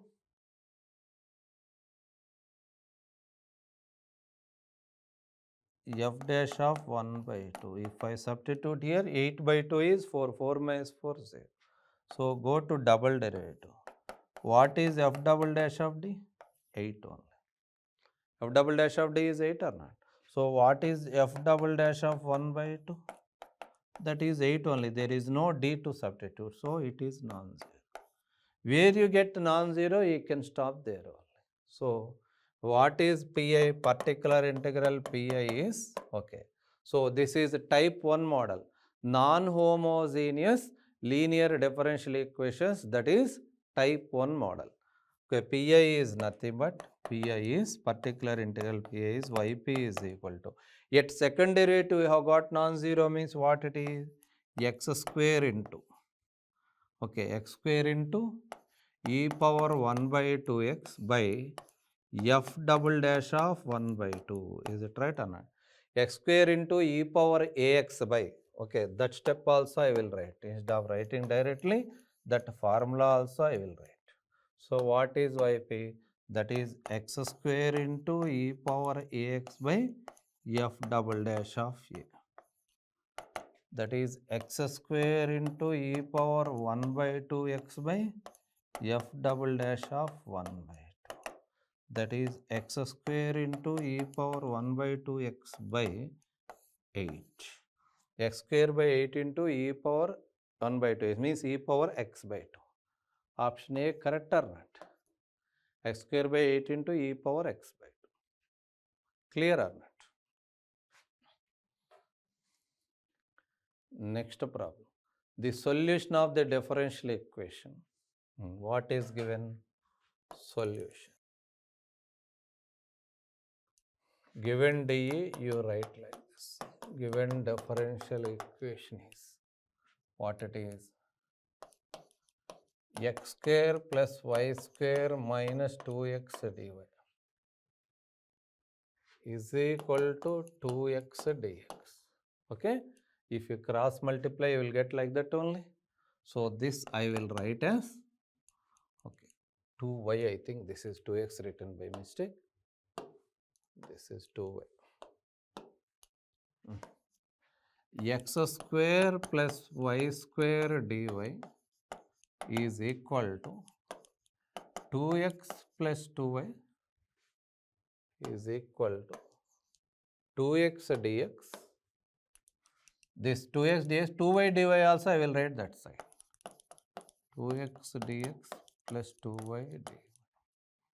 This I will write as 2x dx plus 2y dy by x square plus y square. Okay, is equal to dy or not? This dy you keep in one side. 2x dx plus 2y dy by x square plus y. What is the advantage to write like this? You see here. Directly it goes to what is derivative of log of x square plus y square, you see. Derivative of log of x square plus y square. What is derivative of log x? 1 by x. So 1 by x means 1 by x square plus y square. Again into derivative of, okay. So derivative of x square plus y square. First 1 by x into, see, derivative of log x is 1 by x. Derivative of x square plus y square is nothing but what it is? 2x dx, x square derivative 2x dx, 2y dy by x square plus y square. So 2x dx plus 2y dy by x square plus y square is nothing but derivative of log of x square plus y square. That implies this is derivative of log of x square plus y square is equal to y derivatives, sorry, is equal to dy, is equal to dy. Just integrating both sides for solution. Integrating both sides, integrating. If I integrate both sides, what it is? Integration of derivative of log of x square plus y square plus integrating constant. See, you can write either left side or right side, your choice, but in options for integrating constant, C written for log term only, so that here based on option you follow. Is equal to integration of dy is nothing but y only or not? Is equal to integration of dy. Therefore, integration of the derivative is the function itself or not? So that is nothing but log of x square plus y square plus c is equal to y. Which option? Option B. Yes. Clear or not? Coming to the next problem. If 1 minus 1, 1 is an eigenvector of a matrix. Matrix given, corresponding eigenvector given, then eigenvalue corresponding to that eigenvector they asked. Okay, what is the property? Basic definition. If lambda is an eigenvalue corresponding to eigenvector, eigenvalue corresponding to eigenvector capital X, then what is the property? Ax should be equal to lambda x or not? Already here matrix A is available, eigenvector x is available, corresponding to that we have to identify eigenvalue lambda. What is A? That is 1, 1, 3, 1, 5, 1, 3, 1, 1 into x. What is x? 1 minus 1, 1 is equal to Ax is equal to lambda x. Lambda into what it is? 1 minus 1, 1. Now you simplify this. What it is? 1 minus 1. Say multiply, matrix multiplication. 1 minus 1 plus 3. This is 3. 1 minus 1 is 0 plus 3. Next 1 minus 5 plus 1. Say this 1 into 1 1 minus 5 plus 1. So 1 plus 1 2, 2 minus 5 is minus 3. Next 3 minus 1, this is 3 minus 1 2, 2 plus 1 3 is equal to lambda into 1 minus 1 1. Once again you check it, 1 minus 1 0 plus 3 3. Next 1 minus 5 plus 1. So 1 plus 1 2 minus 5 minus 3. Again 3 minus 1 2, 2 plus 1 3. Yes. Now you simplify here, you can take 3 common. If I take 3 common in left hand side, if I take 3 common, okay, here itself better I will write 3 into what it is 1 minus 1 1 is equal to lambda into 1 minus 1. If I compare, what is the value of lambda? So 3x is equal to, this is in a form 3x is equal to lambda x or not? So what is lambda? Lambda is 3. Eigenvalue is 3. Okay. So 3x is equal to lambda x means if you compare, lambda is 3. Clear? Coming to the next problem. By applying the elementary transformations, R2 implies and implied by R3 and R2 implies 1 by 2 R2. Okay. A matrix capital A, it is transformed to the matrix, means after these elementary operations, matrix is converted like this. After these elementary operations, matrix is converted like this. What is determinant? What is determinant? Okay, very clear. Say, here R2 and R3 interchanged, R2 and R3 interchanged, and R2 multiplied, R2 implies 1 by 2 R2. After these two operations, matrix converted like this, means this is a converted matrix. But what they are asking, determinant of A they are asking. This is a converted matrix, but determinant of A they are asking. You say this. Once after the conversion, it is a triangular matrix. After the conversion, it is a triangular matrix. So first do one thing.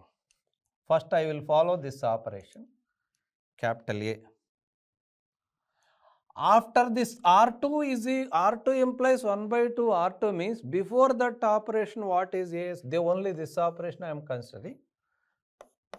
Before the, I will write it clear.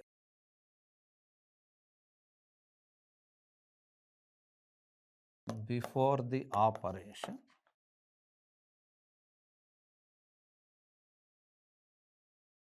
R2 implies 1 by 2 R2. A is equal to only one operation I am taking. Second operation not required because swapping only. What it is? 2, 1, 0, 3. Before the operation. And okay. Before the better, okay, you can write this also. R2 implies and implied. Before the I is 2 operations I am writing. 2, 1, 0, 3. So second row operated with what it is? 1 by 2 R2. 1 by 2 R2 means before that what it is? 0, 2.